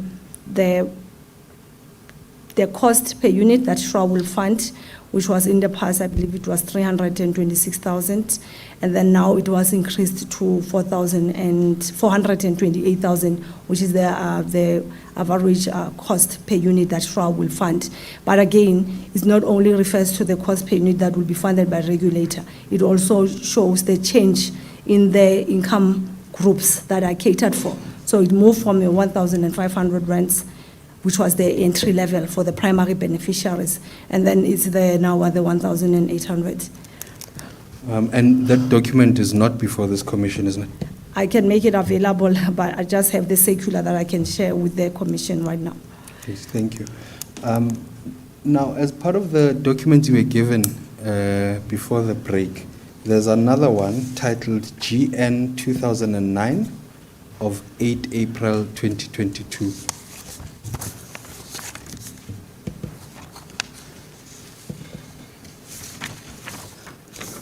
Do you have it? Yes. Its title is Adjustment of Income Bands for Social Housing. Its date is 8 April 2022. You see that? Yes. Now, you will note in clause 1 of that document, it says the threshold of the sub-primary market's household income limit has been adjusted from 1.5 to 1.850 per month. Do you see that? Yes, that's correct. Is that the increase you're talking about? Yes, that's the one. Okay. And you see that it's a 2022 document? Yes. And as far as that document is concerned, do you see that it doesn't talk about what SHRA funds per unit? Yes, that's correct.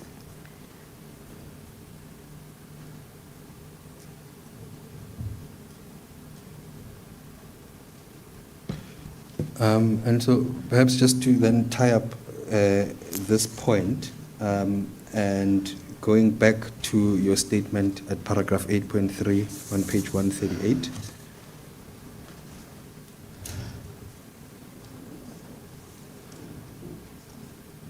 I'm putting it to you that the manner in which Joshko has decided to spread people in units based on income is something that was done by Joshko within its discretion. Do you have a comment?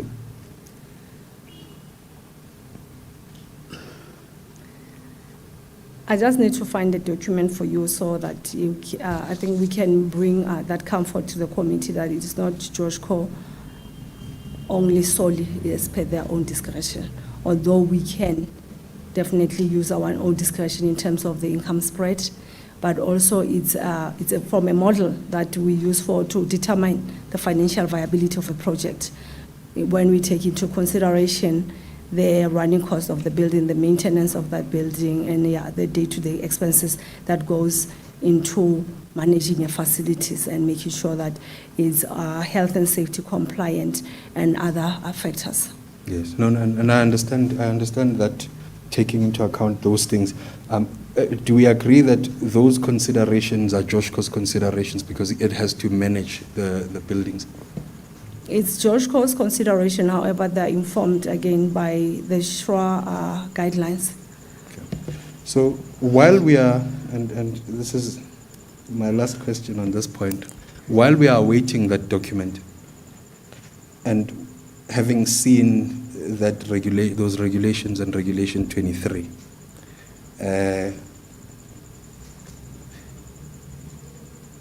the document might come and it can change the perspective, but based on what we have in front of us, that Regulation 23, can we accept that what we see at 8.3 is an exercise of discretion by Joshko?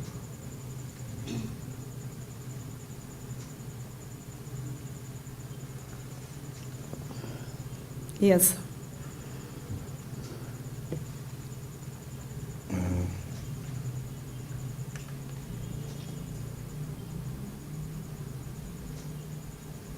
Now, SERI has led evidence before the Commission to the effect that a lot of occupiers in the inner city earn around 3.2 and below. And I don't know whether you have information about the sort of statistics of what people generally earn within the Joburg inner city. No, I don't. Okay. So SERI's evidence is that a lot of people earn below 3.2. And I think you and I can agree that what Joshko is offering is not accessible to a lot of people in the inner city. Would that be correct? The ones who are earning below 3.2, we accommodate. However, maybe it's not enough for them. That I can agree with that statement, because our lowest beneficiaries, as indicated, they actually earn below 3.2. Yes. And while we're on that subject, do we agree that at the moment, with what is in your statement, and in particular, I think it's paragraph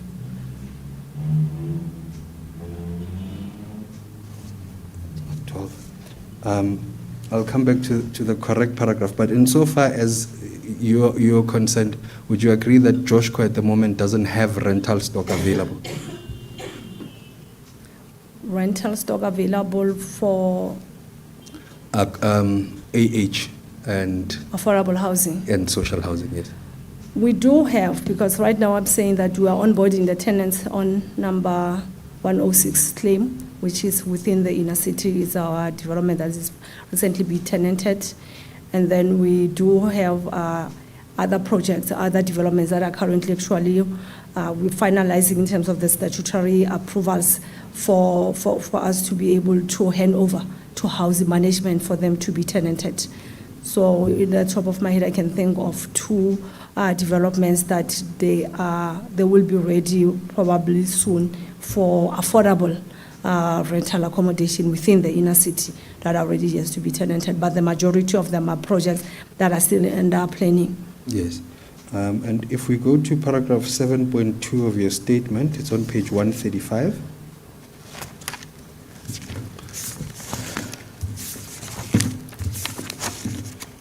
What's listed there is affordable housing, rental, and social housing stock that Joshco has, isn't it? That's correct. And one of the columns there talks about the percentage of occupancy. Do you see that? That is correct. And if you just look at that page, you'll see most of them are 91%. I'm assuming that's full, isn't it? Yes, almost. Yes. So it's 91, 98, 89. Do you see that? Yes, that's correct. And That's it. when you go to the end of the table at page 137, there's a total that's provided at the bottom. Yes, I can see that. So would you agree with me that in relation to the present stock, so not the planning, the one in planning, the Yes. present stock, on average, all of that is about 98% full? That is correct.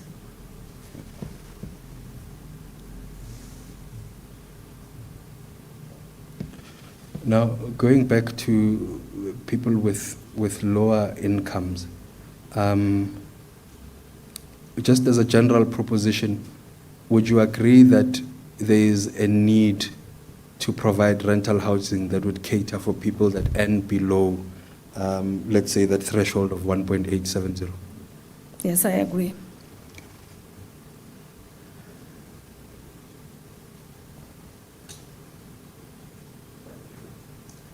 Now, can we go to paragraph 11.3 of your statement? That's at page 145. Now, earlier when you gave your evidence, I understood you to say that those were the requirements that Joshco has if someone wants to participate in social and affordable housing, isn't it? Yes, that's correct. And I understood you to say that Joshco implements these requirements strictly. Is that correct? That is correct. Okay. Now, Seri has brought evidence to say that a lot of the occupiers in the inner city do informal work. In other words, they don't earn salaries, and some of them sell things in the streets and so on. Now, when you look at the requirements at 11.3, perhaps let's start with 11.3.1. That requirement there is proof of address. See that? Yes, that's correct. Now, typically, and you'll tell me if I'm wrong, typically proof of address would be a letter that you get for an account or a bank statement with your address on it, isn't it? That is correct. Okay. And I want to put it to you, and I am putting it to you, that for a lot of people who live in the inner city, it's very unlikely that that person could have that kind of proof of residence. The proof of address also, it can be a letter from the ward councillor that confirms that you stay within that area that you claim that you stay at. So that can also be seen as a proof of address.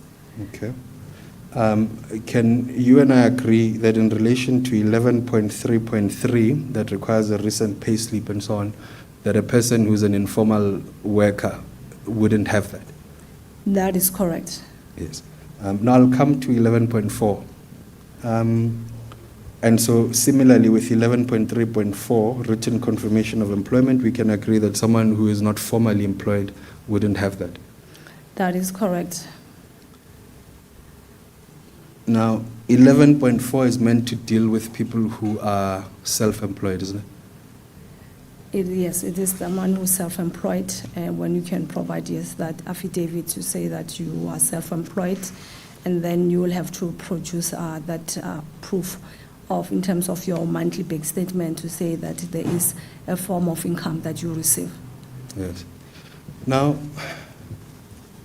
in series evidence about people being in informal work and selling things in the streets, and they're sort of, because they, if what you're doing is you are a hawker, for instance, you get money during the day, you sell, you get it, you do whatever you do with it.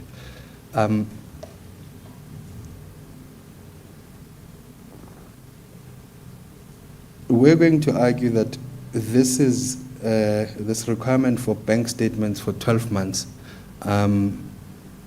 is prohibitory, in that for those people who do the sort of informal work, they are unlikely to meet that requirement. Do you have a comment to that? That is correct, and we had to also impose, that's what I'm saying, that we have now imposed more stringent in terms of our selection or the vetting process for our units because of that issue of non-payment. And unfortunately, if ever there is no proof from that informal worker or maybe a hawker to say that I have been saving into this account, hence, so I can produce, I can provide you with proof that I can qualify to pay for your rental accommodation. Unfortunately, yes, we are unable to cater for you in our facilities. Yes, and part of Joshko's role is to provide social housing to low-income workers, isn't it? That or is low-income households, rather. That is correct. And would you agree with me that perhaps part of low-income households would include people who are employed in, or who work informally? That is correct. Yes.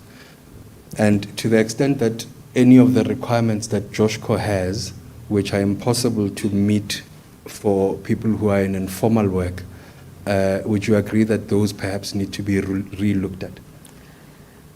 I don't think they're impossible.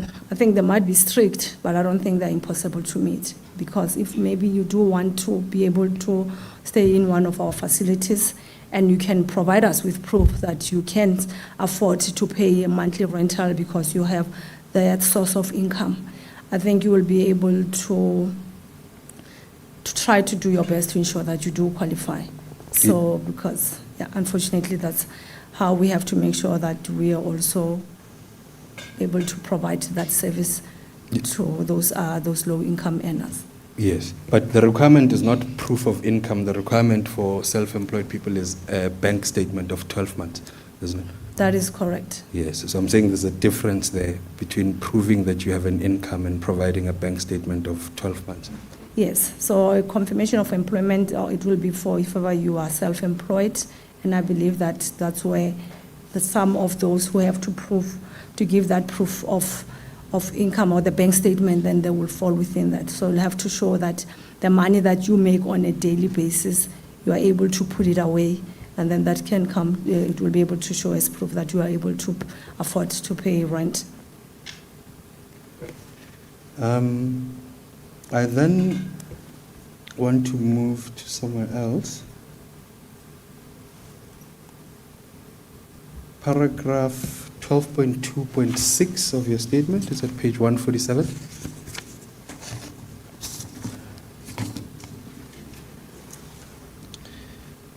You say there that Joshko has secured 32 eviction orders and 17 court orders have been executed. Now, earlier in your evidence, I heard you say something about, and you'll correct me if I'm wrong, about Joshko being hesitant to evict people. Do you recall that? Yes, I think eviction is the last resort. If ever we are unable to come to an agreement with the tenant to say, like, let's have your acknowledgement of debt and then put in place in terms of the corrective measures to be able to meet your obligations, which is paying rental, and make alternative, payment arrangements as per your affordability. So yes, eviction, our last resort, but it's not what we aim for. We try to make sure that we give our tenant more than enough, time and all the alternative measures to ensure that they are able to afford their rental, as well as making arrangements for whatever they are behind in terms of payment. Yes, and if you don't find each other with those arrangements, then eviction follows, right? Yes. Yes. Now, there you say there are 32 eviction orders and 17 have been executed. Is there a reason why the others haven't been? The reason for the execution is once you have the eviction notice, you have to make sure that you get obviously the sheriff that will go and make sure that that eviction is carried out through. So if ever maybe from my side is out of those 32, and the reason why 17 were only executed is because of maybe it could be I think I just have to verify with the legal department, because if that 32 eviction and others that haven't been executed, I know there's also a period in terms of when you can evict, and if ever at some point you are unable to issue those to successfully issue or execute, then you have to go back and then issue get another eviction order to be able to evict. But most of the evictions, the reason why some of them are not executed, unfortunately, is when we have our very own tenants who maybe they will inform each other, and then if ever you know that you are the one who needs to be evicted for whatever reason that you find that evidence, the tenant will evade eviction. So they will do everything in their power to make sure that they are not there when that eviction needs to be executed. And again, where you find that they mobilize the other tenants or maybe even the committee to stop Joshko from executing those evictions. So that's why now we need even more manpower on the ground when we do go and evict those defaulting tenants. And for those 17 orders that have been executed, do you know if in any of them tea was provided? So what happens is, if ever the tenant who is being evicted, we know that they have financial difficulties, or maybe they say we can't afford to provide accommodation, then we have to engage our colleagues at Human Settlements to make sure that maybe we give them alternative accommodation. But I have to bring to the commission to say that most of our tenants who have been evicted, most of the cases is not even a case of affordability. It's a case of just being naughty, for lack of better word.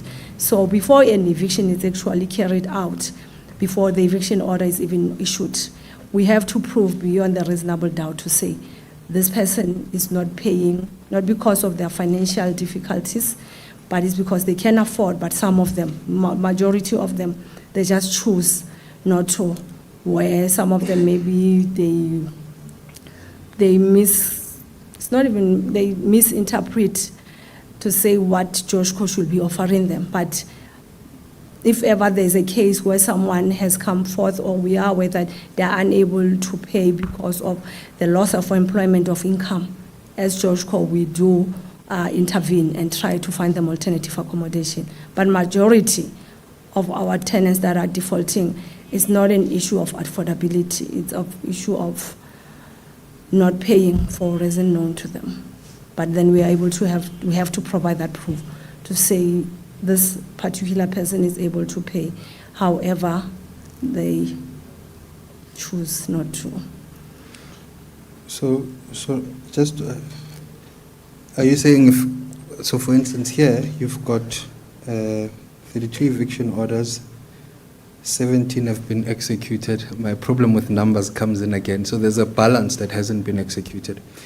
Is your evidence that if any one of the people who are left out requires alternative accommodation, am I understanding you correctly that Joshko would provide it? Not Joshko per se, but hence I was saying that we can engage Department of Human Settlements, but we have to be sure that the reason for non-payment is because of whatever financial challenges that you see yourself in. So look at the next paragraph, 12.2.7. It talks about cases that Joshko has opened against defaulting tenants at the housing tribunal. Yes. The difficulty we had with this is there isn't a time period, for instance, to say these things were opened at this point. Are they closed? Were they successfully resolved? Do you have any comment on that? So we hand it over to the housing tribunal to be as a mediator between us and our tenants, to try again to make sure that we come to some sort of a payment arrangement if ever they are having any financial difficulties. And most of the cases, if ever you are not paying, that's when, yes, we'll have to now hand over for maybe for the legal processes that will unfortunately lead to eviction. However, we hand over to the housing tribunal, where even the defaulter will be then brought in for them to state their case maybe, or explain the challenges that they currently have and why they are not able to meet their obligation in terms of their rental payment. And with that, that's why I'm saying is they work as well as being a mediator, because then they're able to recommend, to say, even for the tenants, because we offer them. That's what I'm saying. We will offer the different approaches to say how we can make sure that we don't find ourselves in a situation where we have to evict. So with that being said, that's when there are other alternative methods that we come in terms of the acknowledgement of debt, to say, I can afford to pay this amount of rental, or I can afford to pay to make up for the monies that I owe. In terms of my affordability, this is how much I'm able to pay on a monthly basis to make sure that I clean my debt, or I'm able to service my debt. However, even going forward, the rental that is being charged, that we have to introduce, like I'm saying, there are methods such as the non-reversible payment methods that we say, if ever you acknowledge that you are defaulting, but then going forward, then we'll have to make sure that you are unable to reverse. Once we have deducted from your salary, you are able to, we enforce those non-reversible payment methods to ensure that you don't default. And again, that payment arrangement to ensure that you are able to pay for whatever that is that you still owe. So this number of 2,864, does that represent cases that Joshko has brought thus far to the housing tribunal, or is it open cases? It is the number of that they have brought that has been brought to the housing tribunal. But I think even that amount, as we right now, maybe it's even more, because I think this amount is when we were providing the statement to the commission, so it could have went up. So these numbers were current. What I'm trying to understand is it for instance, you can say Joshko has opened 2864 files for defaulting tenants, full stop. That could mean from day one, this is the number we've opened, or at present, this is the number of open cases we have. I'm trying to figure out which one it is. It's from when we started this process of ensuring that we are recouping the money. So that's, to date, this is the number that we see, the 2,864 of cases that have been opened by Joshko. And that process was started? I believe the process was started in the probably 2023-2024 financial year. So it's not a process that happened this current financial year. But I'll just have to maybe verify that information. Yeah. I'm going to move away from this point, but just as a last thing, is it possible then that, as you say, some of them there may be more, but is it possible that some of them have been resolved? It is possible. Now, the last thing I want to talk to you about is in relation to the management of TEAs. You said earlier in your evidence that Joshko dropped the ball. Do you recall that? Not at the TEAs. I was referring to the facilities that were under our control, which was, I think, was making reference to Chelsea, Building MBV, as well as Casamia. because Joshco, we don't have TEAs, they're not our facilities. So the SLA that we have with human settlement then was to provide the repairs and maintenance and then provide security for those TAs, but not the management of the TAs. So your role was limited, is what you Yes, that's correct. Now, so now I have to move to the SLA. I wanted to deal with that at the very end. There's two versions of the SLA. There's the one that's attached to your statement that we got this morning, but there's an earlier one that was attached to the statement of Mr. Dumisa Qili. Now, I don't know if in your bundle you've got paginated page 13. 1-3, so it should be in the earlier pages. Okay. 13. 1-3, yes. Okay.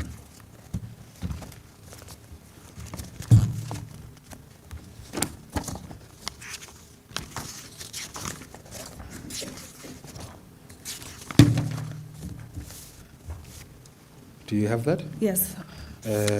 So you'll see that it says service level agreement between the City of Johannesburg and Johannesburg Social Housing Company. Yes. Yes, at the top it's DC2, so it was an annexure to Mr. Dumisa Qili's statement. You see that? Yes, that's correct. Now, when you say you were managing those properties in terms of the SLA, are we going to find them referred to in that document? This one? Yes. That is correct. You will find them. So, and just for the sake of completion, if you go to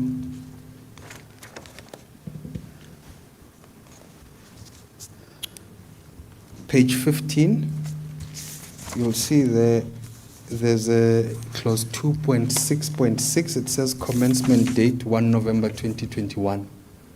Do you see that? Yes, I do. And is this the agreement that was in place before the February 2025 service level agreement? Yes, Okay. that's true. Yes. So when you say you were managing Fraser House, I believe it is Fraser, Chelsea House, and MPV, you were doing it in terms of this SLA? Chelsea is not part of this SLA, Chelsea and NBV. So there were facilities that were handed over to Joshco to manage. So I think even on this list, if I'm correct, Chelsea and NBV are not part of this SLA. Okay. So Joshco performs its functions in relation to the city through the service level agreements, isn't it? Yes, in terms of the SDA. Yes. Now, when Joshco is managing a facility on behalf of the city and it's not in the SDA, what governs that relationship? So these facilities that are on this SLA, they are facilities that belong to Department of Human Settlements. However, there is a management role that we as Joshco are doing on behalf of human settlements. So while in the case of MBV and Chelsea, as much they were handed over a while back to Joshco, and the normal vetting process that will have taken place in terms of the qualification criteria of those the tenants who are occupying those facilities. But this SLA is for those temporary emergency accommodation or your communal residential accommodation, which is CRU. Those is management that we are doing on behalf of human settlements in terms of the security as it outlined here. But we were not providing all the services that are listed on this SLA. My understanding of the information known to me is that we provided, yes, the repairs and maintenance of those facilities, as well as the security of those facilities. So we will do the annual health and safety, making sure that the building is compliant. And then in terms of the building, in terms of the securing of that building, but we are not running it as we normally do on terms of our facility as per this SLA. And that's in relation to, you say, MPV, Chelsea House, and Fraser. No, MBV, Chelsea House, those were George Co's, they were handed over to George Co to manage as per the George Co's requirements. So that is Chelsea and MBV. Yes, it belongs to the city, but in terms of the onboarding of tenants, we are using the affordable housing model in terms of the selection criteria. You will have to earn that 1,800 and above on those facilities. But I'm saying that on these facilities, that under this SLA, where the RTs and the CRUs, it's not the same.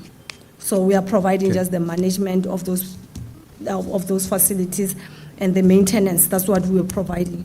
So the scope, as much as it's outlined here, we never got to manage those facilities in its entirety in terms of in terms of those the day-to-day running of the building. Okay, Ms. Mutebe, sorry, can we take it building by building? Yeah? Okay. Chelsea building. Yes. Is Chelsea building something that Joshko was involved in terms of that SDA? No. Okay. What was the document governing the relationship between Joshko and the city in relation to Chelsea building? Okay, so Chelsea Building is one of those facilities that they came to Joshko as fully developed and ready to be tenanted. And then, yes, the onboarding of those tenants, they followed the Joshko, the vetting process of Joshko. So that will be for Chelsea and then the MBV. Is Chelsea owned by Joshko? Yes, it's managed by Joshko, it's owned by the city. So as Joshko, in a way, we don't really own buildings. We obviously can develop and manage them on behalf of the city as the entity. But yes, it was under our care. Okay, so Ms. Mutebe, I think, and my challenge is a small one. Eh? My understanding was that the relationship between the city and Joshko in relation to buildings is governed in terms of the SDA. Yes. Is that correct? Yes, that is for the social housing and affordable housing, yes, for Joshko facilities. Yes, but the SDA also includes TEA, doesn't it? No, the service level agreement between us and Human Settlement, that is the one that included the Ts and then the CRU facilities. Okay. So this document at page 13, can we go back to page 13? Yes. Yes. What is that the service level agreement? Yes. So Is there another agreement? no. So this is facilities owned by the city under Human Settlement Management, but then Human Settlement says, Joshko, kindly come in and assist us in terms of the maintenance of those facilities. Yes, I understand that. Now, Chelsea House is owned by the city, isn't it? Yes, that's correct. Is it included in the list of buildings in that document? No, it's not. Yes. What governs the relationship then between the city and Joshko in relation to Chelsea House? So in terms of Chelsea, it's a building that was given, the term I use loosely, so it was handed over to Joshko for the management, yes, of affordable housing. Okay. So is it correct that then that relationship between the city and Joshko in relation to Chelsea House is not governed by any document? It's governed by the SDA. Remember, as Joshko from the city, our mandate is to develop and manage the affordable and social housing. So that will be the document that governs Chelsea. And So- that document is not the document on page 13? No, this one is an SLA, it's a service level agreement between us and our sister entity to say that this is what we will do on your behalf. But the SDA comes from it's a more of a, in terms of what is our mandate as Joshko, which is to develop and manage the social and affordable rental stock for the city. And that document is, to your knowledge, that document is it before the commission? No, to my knowledge, no, it's not, but we can make it available. Okay. So let's go back to Chelsea House again.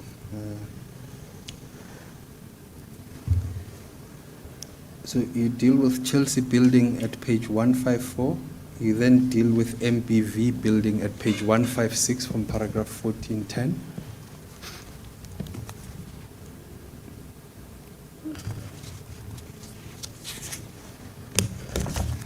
Is the relationship between Joshko and the city in relation to MPV building governed by that document at page 13, or is it governed by something else? It's under, it will be under the SDA, which is the normal the Joshko mandate. And you deal with Casamia on page 157 at paragraph 14.9. Yes, The relationship between Joshko and the city in relation to Casamia, is it governed by the service level agreement, or is it governed by something else? it will be governed under the mandate of the of Joshko from the city, which is the to develop and manage affordable rental for the city of Joburg. Now, when you said earlier that Joshko dropped the ball, you say you were limiting that expression. Is it correct that you were limiting it to Casamia, MPV building, and Chelsea building? Yes, that's correct. Okay. And part of what you said in your evidence in chief was that that kind of dropping the ball will not happen again because Joshko is now being proactive. Is that correct? That is correct. Okay. Now, did part of what Joshko had to do in relation to these three buildings, so Chelsea, MPV, and Casamia, did part of that include managing the building? Yes, that is correct. Did it include providing security to the building? That is correct. Did it include making repairs in the building? That is correct. Does providing security also include access control? Yes, that is correct. Okay. And part of your explanation for what has happened to these buildings was that there were sublettings and further occupiers than the people who were there before, isn't it? That is correct. Can we agree that if the security component provided by Joshko had been effective, then something like subletting or new occupiers could have been prevented? Yes, that is correct. If ever we had, yes, more strict measures in terms of security, we will have prevented such instances to, unfortunately, to occur. And again, also the issue of subletting. Currently, one of the measures that we have in place is those annual occupancy audit to make sure that the rightful tenant is the one who's the leaseholder and occupying that particular unit. And again, now we have the access controls in terms of in our facilities, where is biometric systems to again limit that issue of subletting, so that you know that you are on our database, and then the rightful tenant is able to access the building and go in and out. That is also those measures that we have put in place. Right. Now, in relation to MPV, and I'm at paragraph 14.6 on page 157.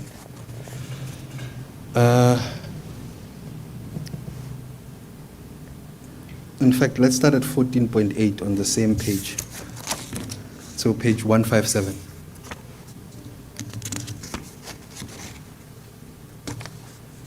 In 14.8, you say Joshko is in the process of transferring the building to the city in order for it to be handled and developed under the bed buildings program. You see that?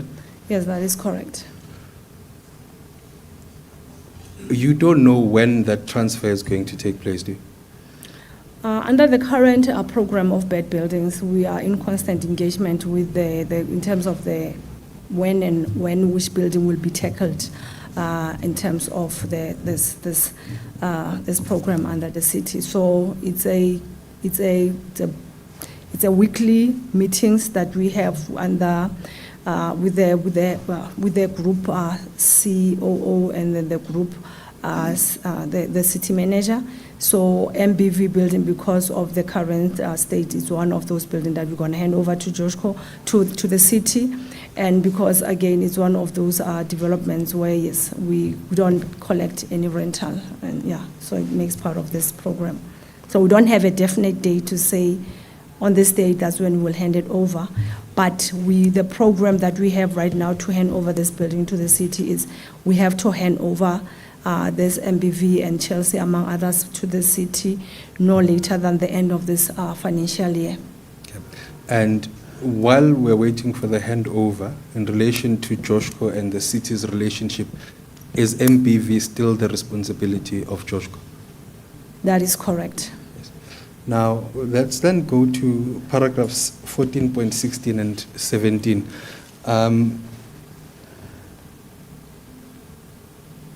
My reading of those paragraphs is that there was an engagement process. There were it says some of the tenants acted in a violent manner, and as a result, the Joshko staff stopped attending at the MPV building. You see that? Yes, I do. And 14.17 says, a Joshko housing supervisor was chased away with threats of violence, and Joshko's leasing management lost control of the MPV property. You see that? That is correct. Now, when I read this, these are the two events that culminated in Joshko deciding that it's no longer going to be involved with MPV building. Would that be correct? That is correct. Do you know when these events took place? Because I couldn't see dates of when this would have happened. According to the information that is that known to me, I believe it was around 2023. And between 2023 and now, Joshko has not made any further attempts at attending to the building. I believe that's where that ball was dropped, as I did concede to say that more should have been done in terms of making sure that we don't lose control of the building. However, with that being said, what measures that we have put in place now is to ensure that we don't have the situation occurring in any of our facilities. Yes, and the measures you've put in place are in other buildings and not this one, isn't it? Yes, because we are unable to access this one. Yes, and so between now and, let's say, the end of this financial year, if the handover happens to the city, then Joshko is not intending to do anything in relation to that building. Again, it will also be as per, I think maybe from the city. We can't preempt in terms of once we hand over the building to the city, what they will propose. Yes, Ms. Muthe, but I'm saying before then, so between now and whenever the handover is going to happen, Joshko has no intentions of doing anything in relation to, for instance, gaining control of the building. Because of safety concern, yes, I think the colleagues are making sure they are, for their safety, yeah, they won't be accessing that building.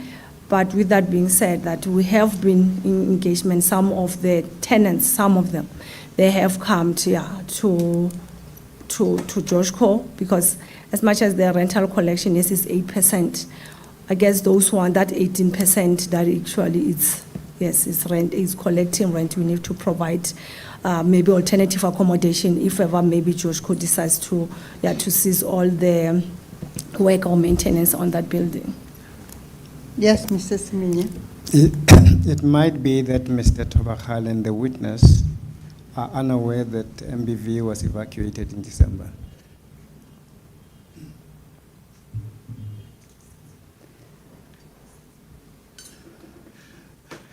Mr. Sumiya, my instructions are no, and that is not so. So I'm not sure. I'll let me just confer.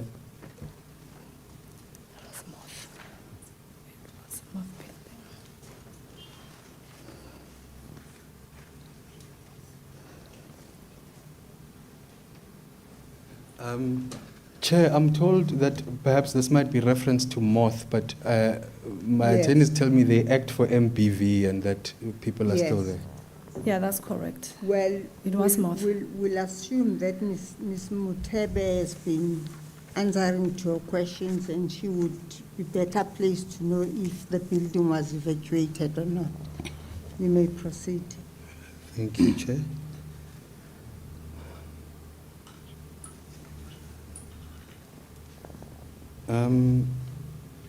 Ms. Mutebe, I think we are almost done. Just one final thing. Can we, and I understand that the February SLA is now what governs the relationship between Joshko and the city going forward in relation to what is listed in that agreement. But I want us to go back to the one of 2021, so page 13.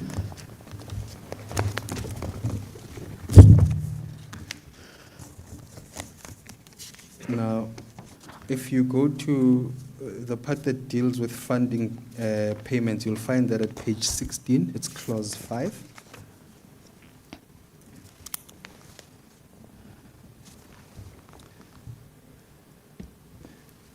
So 5.1 says, COJ Housing has made a budget provision for the management of the housing stock reflected in 6.2 for the 2021-2022 financial year in the amount of 7.5 million rand. Do you see that? Yes, I do. And when we go to 6.2 at the foot of page 17, that's where it starts, it says facilities. And various facilities are listed there. That's correct. The question there was about how that money is divided, how Joshko divides that money in relation to those facilities there. Are you able to assist? Yes. So in terms of this SLA, so we can only give invoice to human settlements for services rendered. So that will be your repairs and maintenance and your security and any other health and safety compliance. So Joshko will attend to the work and then we bill human settlements. So the budget that is allocated here, it does not come to Joshko. It sits with human settlements, but then we are able to invoice them for work done or services rendered on their behalf on those facilities. And I hope we will see the SDA, but you have seen the SDA, haven't you? Yes. And does the SDA have a section that deals with funding or payment from the city to Joshko?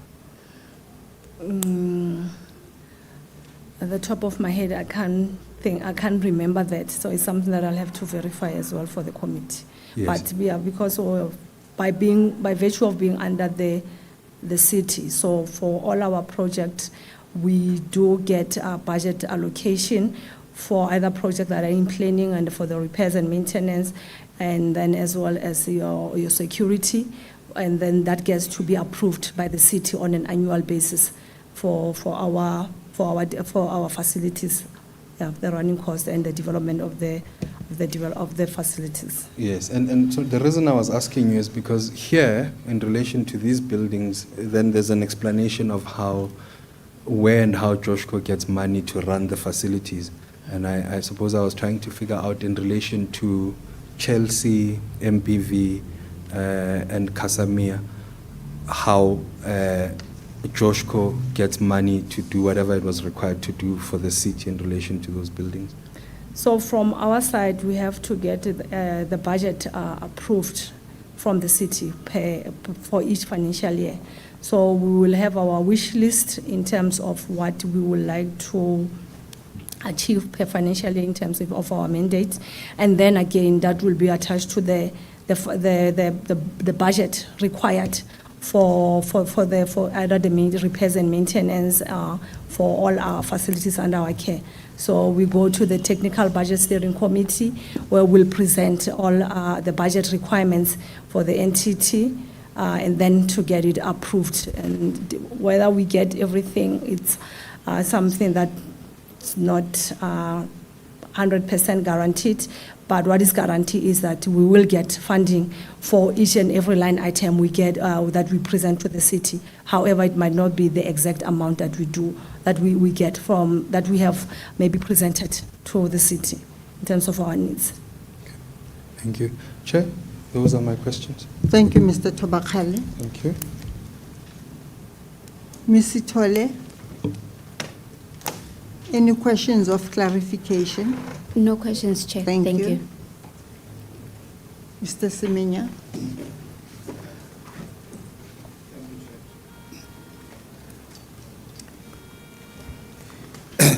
Tell me, the city has no strategy policy regarding the homeless in the city. Yes? I didn't get that. The city has no policy strategy plan regarding the homeless in the city. I don't think that is true, but I'm not privy to that information in terms of what they are doing for the homelessness. Now, Because we have then you can question whether it's true or not. not If you don't, if you have no information, don't guess. I'm saying to you, the city has no planned strategy policy regarding the homeless. I'm factually correct, am I not? If you don't know, say you don't know. I don't know. Yes. What they have is a document dated 2024, which has not served before council as a proposal to policy in relation to the homeless. You don't know differently, do you? No, I don't. Okay. Now, but the homeless must be part of a dimension adding to bad buildings status of some of these buildings, no? That is correct. And there has to be a solution somewhere about how the city deals with its homeless people, right?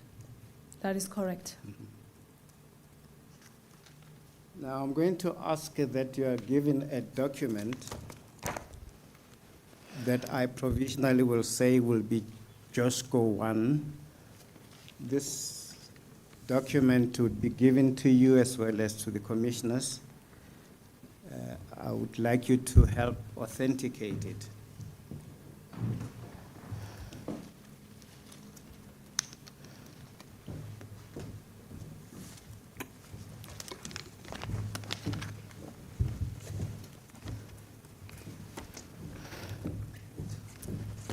If you look at it, it purports to be a quarterly performance report 2024 to 2025 by JOSCO. Does it Yeah. look familiar? Yeah, that is correct. It's a Q1 performance report. Does it look familiar? Yes, it does. Okay. If you go to the foot of the pages, you'll see the numbering there. And I'm more particularly looking at what is chapter 3. If you're able to get there, it would be after the numbers commence. I say page 44, but there I invite you to look at page 6, 7 at the foot of the document, page 6, 7.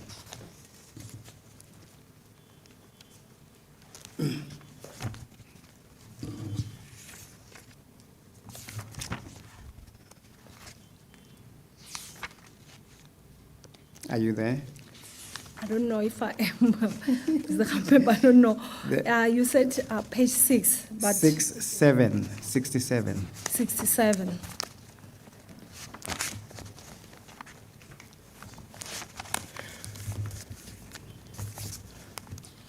Yes, I am. At the top, it would say section 1, employee remuneration. In parentheses, it would say total cost, including executives. Do you see that? Yes, I do. Now, I'm also very poor in accounting. As I see 3 columns to my right, and I see in brackets R000, That would mean what?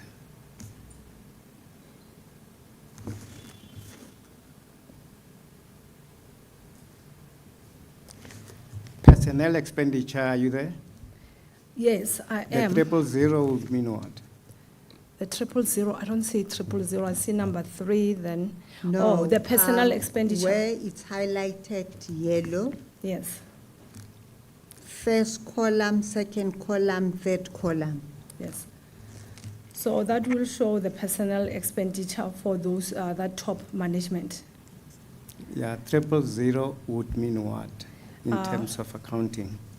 It will mean the rents. So for personnel expenditure, 54,713,509 rand 17, you add the 3 zeros there? Or the Yes. document is poorly drafted? So yes, that will be the correct figure that you have mentioned, the 54,713,000, and yeah, that will be the amount that is paid for the personnel expenditure. Okay. My quick assessment of this tells me more or less 25% of your expenditure is salary. That is correct. And if I look at the vacancies that are there, if filled to go to about 30% of your budget being salary, That is correct. and yet you are not able to do your job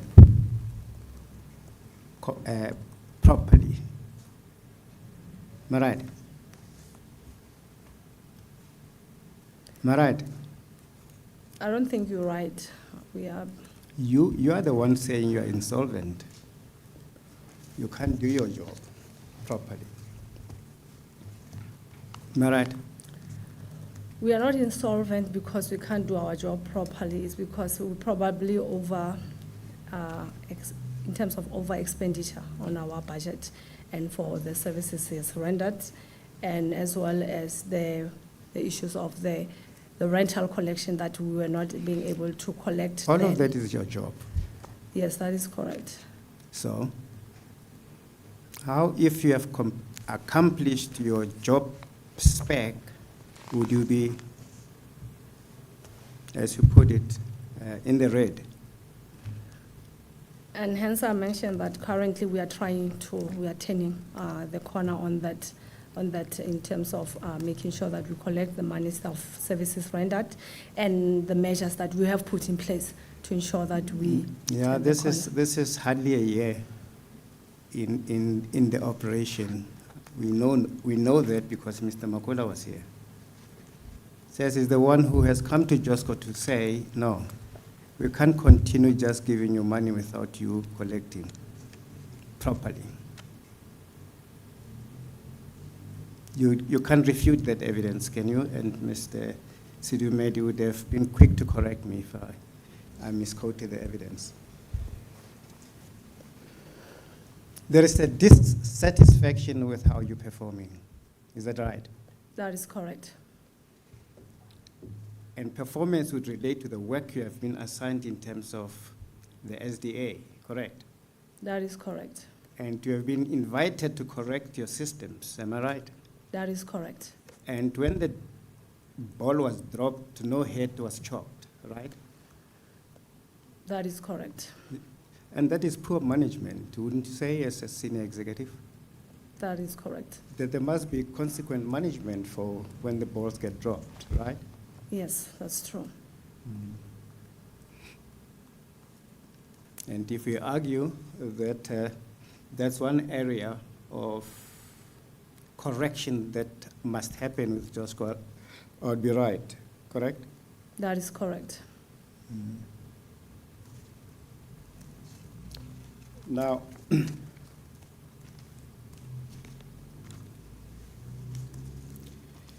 You talk about 70 million rand, 700 million rand, that you say is monies owed to you by the city? Yes, by the Department of Human Settlements. Huh. Date this money for me. How old is this money and how long has it been owed? It goes as far as 2020 when we started doing work for, 2020. yes, 2020. So if it was a civil debt, it is already prescribed, right? That is correct. Why don't you write it off your books? Because you're not collecting this money, even within the timelines the law allows. We are trying to recover that money from Human Settlements, hence we have, I've seen it. You're saying you only got 20 million of the 700. Correct? that is correct. So it might take you another 5 years to get to the next 20 million. You don't know. With the measures that are currently in place and all the efforts that we are putting in place to try to recover that money, I don't think it will take us that long. No, please wait now. Which measure didn't you take that accumulated up to 700 million from one Department of Human Settlement in the city? What is it that is now going to be done? My understanding. Because that collection is not one of them. We know it has improved your image by 4 percentage points of collection. So currently with the Human Settlements, we are providing some of the work that was done where they required the supporting documents. That's what we are currently doing together with our professional team, with the project team, to make sure that we reconcile, send them the information that they require from their side to be able to pay the monies that are owed by Joshco, and where maybe there was a dispute in terms of the services rendered, then we are able to provide that the supporting documents for work that was done. I don't want to get lost in the forest of words. I want to know what it is that you hadn't been doing that you say you're now implementing to deal with a debt of 700 million by your client, your principal. What I know that we are doing right now, we have a dedicated team that works hand in hand with Human Settlements to ensure that for every work done on a monthly basis, we submit the invoices and the supporting documents to the Department of Human Settlement in order for them to be able to release those funds to Joshco. And in the past, I don't think those measures were in place, and even in terms of the regular. I'm not going to allow you to say as you think. You know that there has been this criticism about Joshco, am I right? That is correct. And you tell us that this 700 million spends from 2020, right? That is correct. And you say going forward, i.e., since you started these measures, you hope they will address this problem, correct? That is correct. Now, and I'm asking you, what are measures that you didn't take that you are now taking that would address the issue, right? And to tell me you are liaising month to month with Human Settlement. Is that how this is going to be addressed? Yes, I believe that's how it will be addressed. And previously you never spoke to Human Settlement about addressing this problem? I don't know if ever it was done at the pace that we are currently doing it. The issue is the pace now, all right. What pace were you using before that you are now changing? In the past, I don't think. I don't invite you to guess me. If you don't know, just don't say it. I think in the past it was. You're still in the you past, think in the okay. past. Now I'm going to have to ask what is the basis of your thinking, and we're going to go down that road as a matter of speculation. I'm trying to avoid that. If you do know, tell us. If you don't, it's also good enough. Yes. No, I don't know what was done in the past to try to recover this monies. All right. Is there another tool you implementing that you didn't in the past to address this problem? Nothing that I'm aware of. Let me tell you what I think is the argument that can be made, that the intergovernmental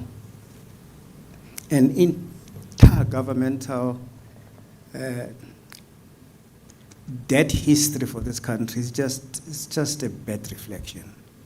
When entities, like I said, is not paying its own entities for services that are rendered over a period of 5 years, what should a resident like me do with my bills?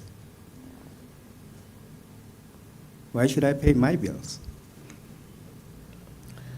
For services rendered. But you're not claiming them from those that are running the city.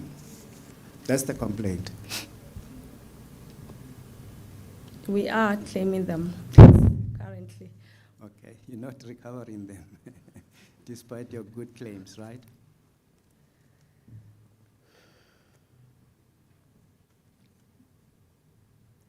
We are trying to recover those money. We are recovering those monies that are owed to us. Okay. Now, what relationship is there between you and JPC, if any? JPC is the custodian of all the council-owned land, the city-owned land. Now listen and to the building. question. I know who they are. Yes. I'm saying what relationship is there between you and them, you, Josco, and JPC? The relationship that we have is when we need to acquire any land from JPC, for the city, we need permission from them to be able to release that building or the land to us. As a random number, you'd meet how many times a year? I can't say the exact number, No, but I'm not we meet looking for an regularly. exact number. Listen to the question. As a random answer, you'd estimate it to be how many in a year?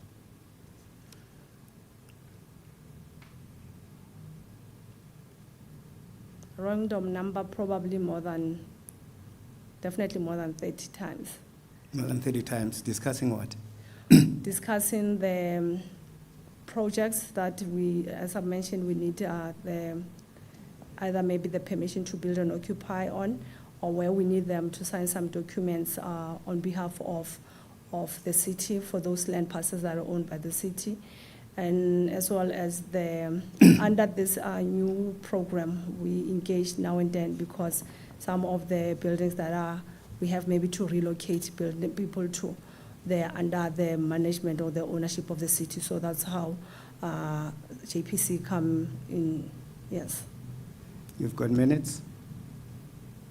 The minutes. Of those interfaces, yeah. I believe so. No, it's not I the don't answer I'm have looking minutes. for. No, I don't. Have you seen minutes? Ever? Trying to think. Why is that difficult? If you No. have seen them, you have. If you No. haven't, you haven't. Have you seen them? No, I haven't. The commission managed to see two properties which are vacant and JPC owned. The one is Mayfair 2468. It has 16,000 square meters of vacant land. You don't know about it, do you? No, I don't. And when the city says we don't have land for social housing projects, clearly there is such a land. Am I right? We went and saw it, ma'am.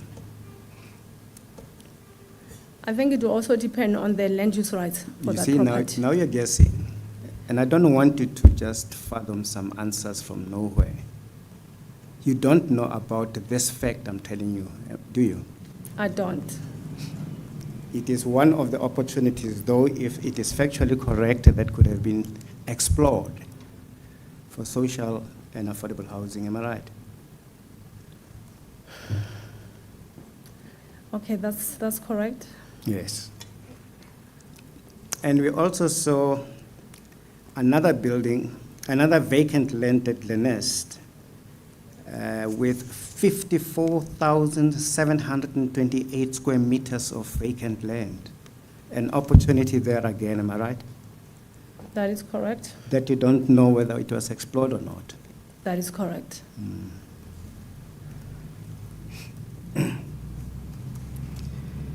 Hijack buildings, you mentioned them also in your evidence, am I right? That is correct.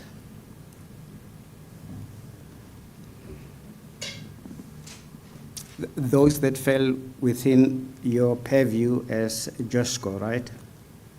Some of them. That is correct. I just don't want to go there now, but if I need to, I will. We found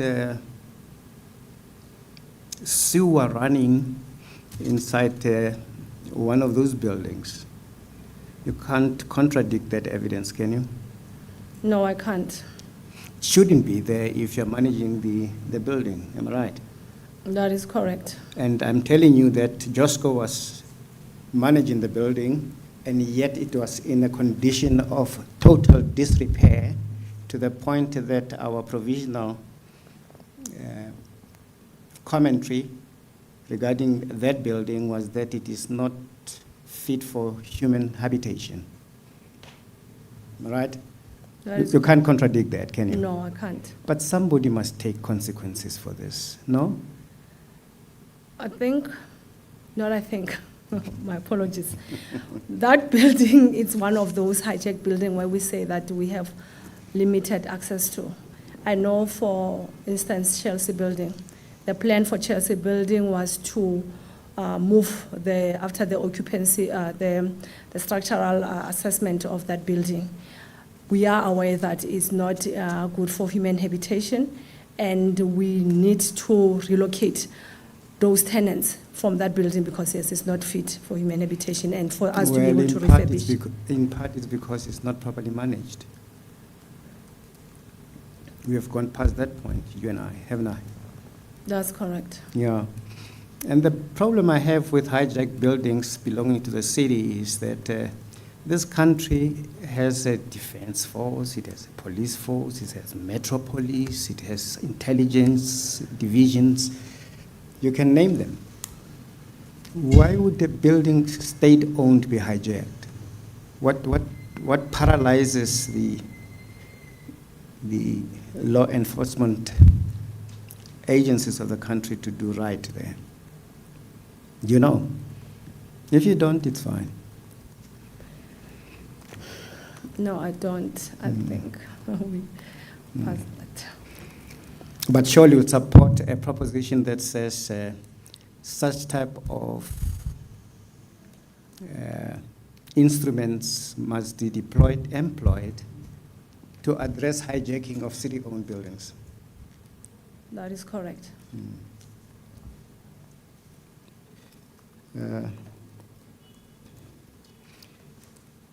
You say Shra has downgraded you? That is correct. And how many gradings are there? It's either you are fully accredited or partially accredited. So currently we are partially accredited. What does partial mean?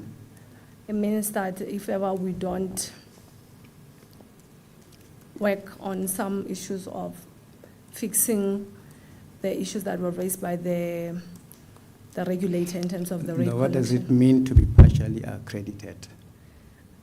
It means that we can lose the accreditation. Is that all that it means? Yes. You still get the same amount of money, Yes, that's correct. whether accredited or half accredited or Yeah. partially accredited. That Doesn't matter. You It still does. get the same amount of money. Yes, Sorry? that is correct. But we stand the risk of losing our accreditation, then that means that we won't be getting any kind of funding from the regulator. What impedes JOSCO from remedying whatever defects are there that Shira is complaining about? The main issue was also the issue of the rental collection. Our rental Which is your collection. core function. That is the core function. Hmm? That is correct. And what looks out of synchrony is, on the one hand, you outsource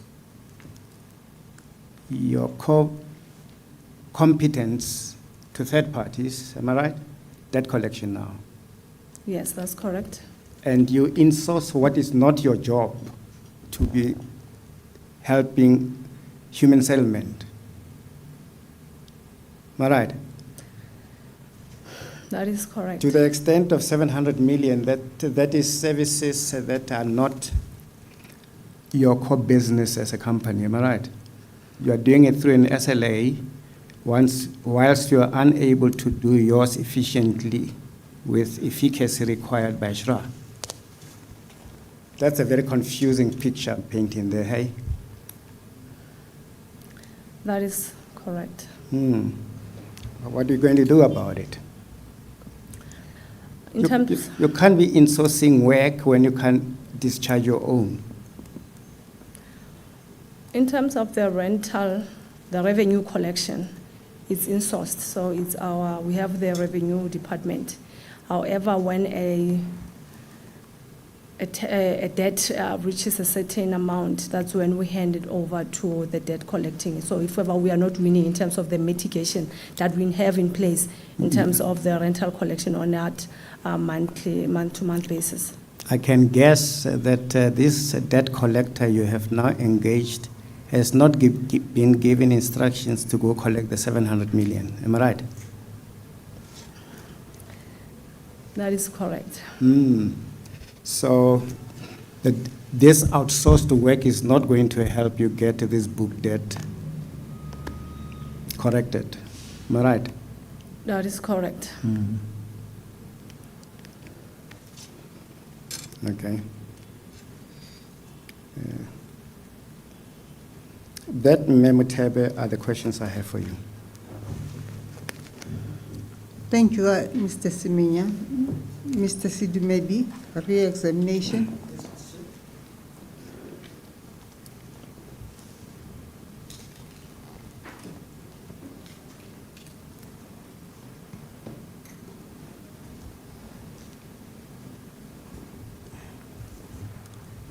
Ms. Mutebe, I think let's, once they're still fresh in our heads, let's deal with the questions arising from Advocate Semenya's engagement.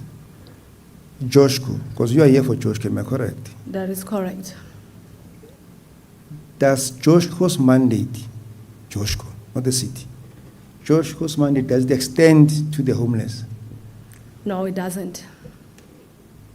Are you at liberty, as part of your accreditation and the mandate given to you by the city, are you at liberty to cater for the needs of the homeless? Unfortunately not. The debt with the Department of Human Settlement, the 700 odd million.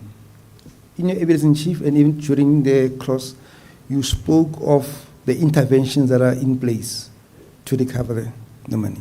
That is correct. Let's forget about the past you don't know. Let's account for what you, as the acting COO, are doing to ensure that this debt is recoverable. Can you just tell the Chairperson what is that you are doing, the current management? From my side, what we're doing is to compile evidence for the work done on behalf of the human settlements to be able to recoup those monies. So we have engaged the group CFOO together with the Human Settlements Department, together with our finance team, where we are going through each line item or every work that was provided on their behalf since we started working on for rendering those services on their behalf. Just to park ensure- there. You are compiling data.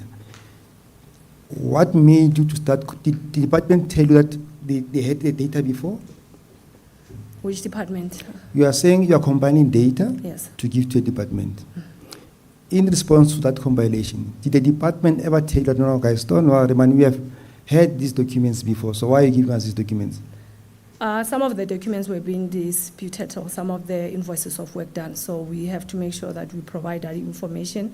Some of them, it finds out that maybe it was submitted in the past, maybe it got missing or whatever, lost somewhere. But now what we're doing is to ensure that we submit per invoice.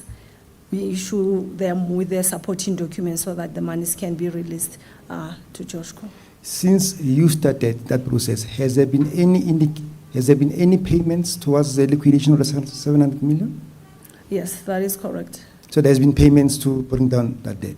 Yes, and the willingness, actually, even of human settlements to say we do want to pay, but because of some of those supporting documents that they were being questioned and to say it's not in their possession, that we had to produce or to provide to them for them to be able to release money for the services rendered. So the department has advised you. From what you're saying willingness. What do you mean by willingness? So it's not a case of saying that we've done work for them and human settlements is saying that we are not going to pay you.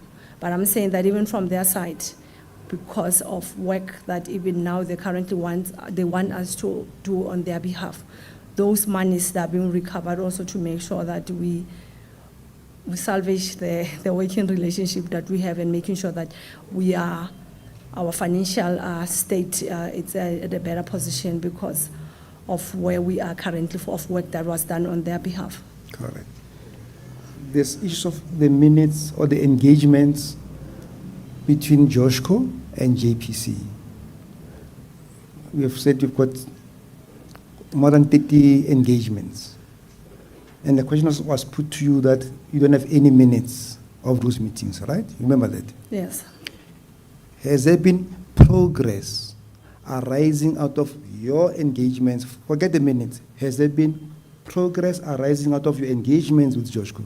With JPC. My apologies, is between Joshco and JPC. Yes, that is correct. As an example, can you give us examples of the positive outcomes or progress arising out of your engagements despite the non-existence of the minutes? So with JPC, we, as part of this bed building program, so we engage on I think maybe more than once a week, where we have a plan of action in terms of who is responsible for what. Most of the bed building, the project, we rely on the city to release some of this land. And that's where JPC comes in to say that what is required from their side and from us, if ever we are the implementing agent for the relocation, and as well as our roles and responsibility. So on those bi-weekly, not bi-weekly meetings, but those weekly meetings, we're able also to account in terms of whatever action plans or action items that individuals are supposed to do, that we are able to be held accountable to say what is it that you are required to be doing, and if ever you have done your part. So despite the non-availability at this current stage of the minutes, you confirm to the commission that there has been positive outcomes from the meetings? That is correct. And you spoke of action plans, so were people giving effect to whatever actions that you agreed upon? Yes, under the group COO, yes, each department from your JPC to EMS, Joshco, Department of Human Settlement, everyone knows their roles and responsibility in terms of the responsibilities per entity. So hence I'm saying that we have made significant progress, and they are part of those engagements with the group COO. All right, let's go to Advocate Tabakali's questions. This is a bit of a difficult one. It's sensitive. Your criteria for the documents that you require as proof to enable a person to qualify for your tenancy. Remember that discussion? Yes. There was a difficult issue arising from Advocate Tabakali around the proof that you seek in terms of proof of income. Remember That is that? correct. Yes, that is correct. I remember. He made an example of a hawker or informal trader who earns some income, but who does not have proof of income. Remember that? Yes, I do. Now, other than a bank statement, what else do you think you can get out of an informal trader as proof of income?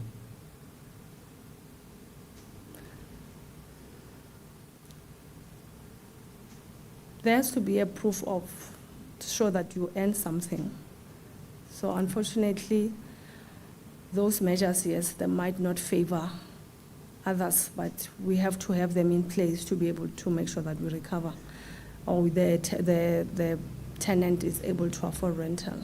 If you don't have proof of income and you get that tenant into your unit and he or she does not pay, what are the consequences for Joshua?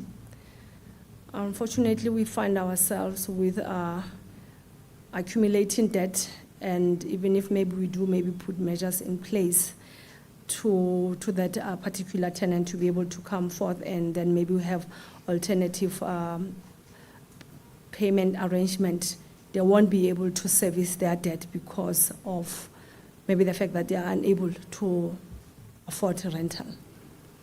So the proof that you require at the beginning of income, how does that help you to deal with this potential problem that you are raising about debt collection?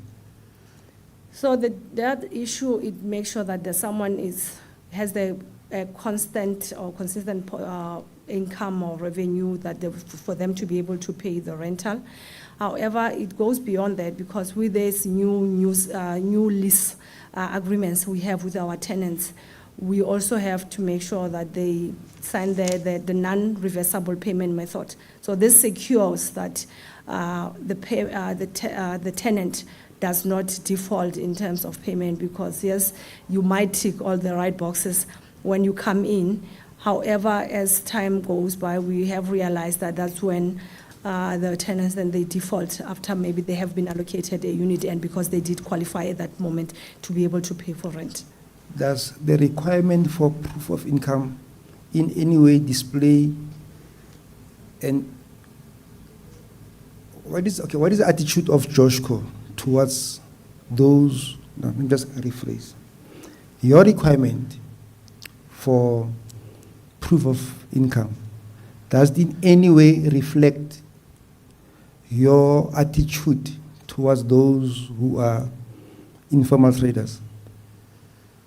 No, I don't think so, because if ever you are an informal trader and then you are able to provide the proof of income as well as that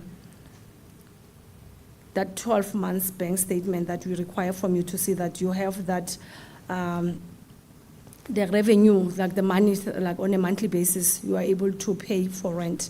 So I don't think we're discriminating against informal traders, but unfortunately we need those documents for us to be able to accommodate you. To your knowledge, do you know if ever there are any other similarly placed traders who were able to provide proof to Joshco that indeed they've got income? Yes, that is true. We have. Casamia and MBV and Chelsea. We spoke about the fact that those are hijacked buildings. We have already spoken about we've considered that Joshco had dropped the ball, using your phrase. But you made mention of the bad buildings program. That is correct. Can you confirm, as a matter of fact, is Casamia, MBV, and Chelsea part of the city's program for bad building programs? Casamia, it definitely is part of that bed building program. And with that being said, that's why I mentioned that we have relocated some of the qualifying tenants from Casamia to 106 Claim Street after going through the vetting process of Joshco. And then the same will be done for for especially because of the state of MBV and Chelsea building. Yes. I know City mentioned MBV in particular, but are you saying to the Commission that Casamea is in the same position as MBV? Yes, Casamea is part of the bed building project, and where we have currently busy with the relocating. Correct. And you are saying currently with Casamea, Joshco, despite having lost control over it, Joshco is involved in the relocation of Casamea residents. That is correct. Last, the issue of I think there was a bit of misunderstanding between yourself and Mr. Advocate Tobakale regarding the SLAs and the SDAs, right? Okay. Service delivery agreement, am I correct, is a broad, because this SDA has been spoken about in this present for so many times now. SDA is a broad agreement contract between the city And Joshco. and Joshco, outlining what the mandate of Joshco is. That is correct. You testify that as part of the SDA, you submit business plan budgets to The city. the city That is correct. on what your needs are with regard to the buildings that you must manage. That is correct. You put that aside. As now, if we've got the buildings that, so your Chelseas, your MBVs will be part of the SDA. Yes, that is correct. Now, why was there a need for the SLA? What's the difference between the SDA broadly and the SLA, which mentions specific facilities? Chelsea and MBV are not part of the SLA. So the projects that are, the facilities that under the SLA, those are the human settlement development that they have requested the management services from Joshco on their behalf. Yes. So these are, They are not affordable housing as per the mandate of Joshco. They are not social housing as per the mandate of Joshco. so there's a separate agreement to govern how you deal with those specific agreements. That is correct. Those were the questions. Thank you, Mr. Sidumedi. If I may, Chair, I moved provisionally this Josco 1. Can it be admitted into evidence now that we know it's authentic? As Joshco 1. Josco 1. Unless there's an objection. Yes. Before we do that, what exhibit number should we afford Ms. Mutebe's statement? Yes, Chair, that's exactly what I was trying to resolve. That's COJ 6.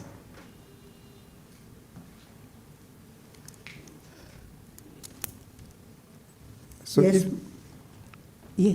Yes. that is Joshco 1, then maybe we can, because should we make it an annexure to Ms. Mutebe's statement? Then we'll then change, can we make it 2, because 1 was already this SLA that we had earlier on, if you don't mind. Okay. So remember, Chair, there was an initial annexure introduced this morning, so I request that the document that was referred to be 2. So that one is Joshco 1, this one will be Joshco 2. Any objection, Mr. Siminya? No objection, Chair. And if I may as well, very vital information came under re-examination regarding being no minutes, but some things were happening. I think it's very vital part of this. If there is any document or anything to suggest the 30-odd meetings happened, please provide it to us through the chair. Did you hear that, Mr. Mutebe? Yes, I did. Thank you. Yes. There was also to what extent, the request by Advocate Tobakale for the SDA. We'll make a copy of the Joshco SDA available. Yes. So Have you been taking notes of all the documents that you've got to submit? I have to check. Yes. Yeah, no, for each witness, I've been making notes and I've been making follow-ups on those. Okay. Yes. So for Ms. Mutebe is the first the SDA between the department, the city and Joshco. It will be any, not all 30 minutes, but any form of evidence that records the engagements between Joshco and JPC. JPC. Thirdly, it will be the confirmation. The witness spoke about the fact that on paragraph 8.2, I think it is, that mixture of 5% for these particular categories. She said there's a document from Shra will also Yes. provide that document. Okay. That's good. Thank you, Mr. Sidumedi. Ms. Mutebe, we thank you for having come to give evidence before the commission. You are now excused as a witness. These proceedings are adjourned until tomorrow at 10 o'clock. Thank you.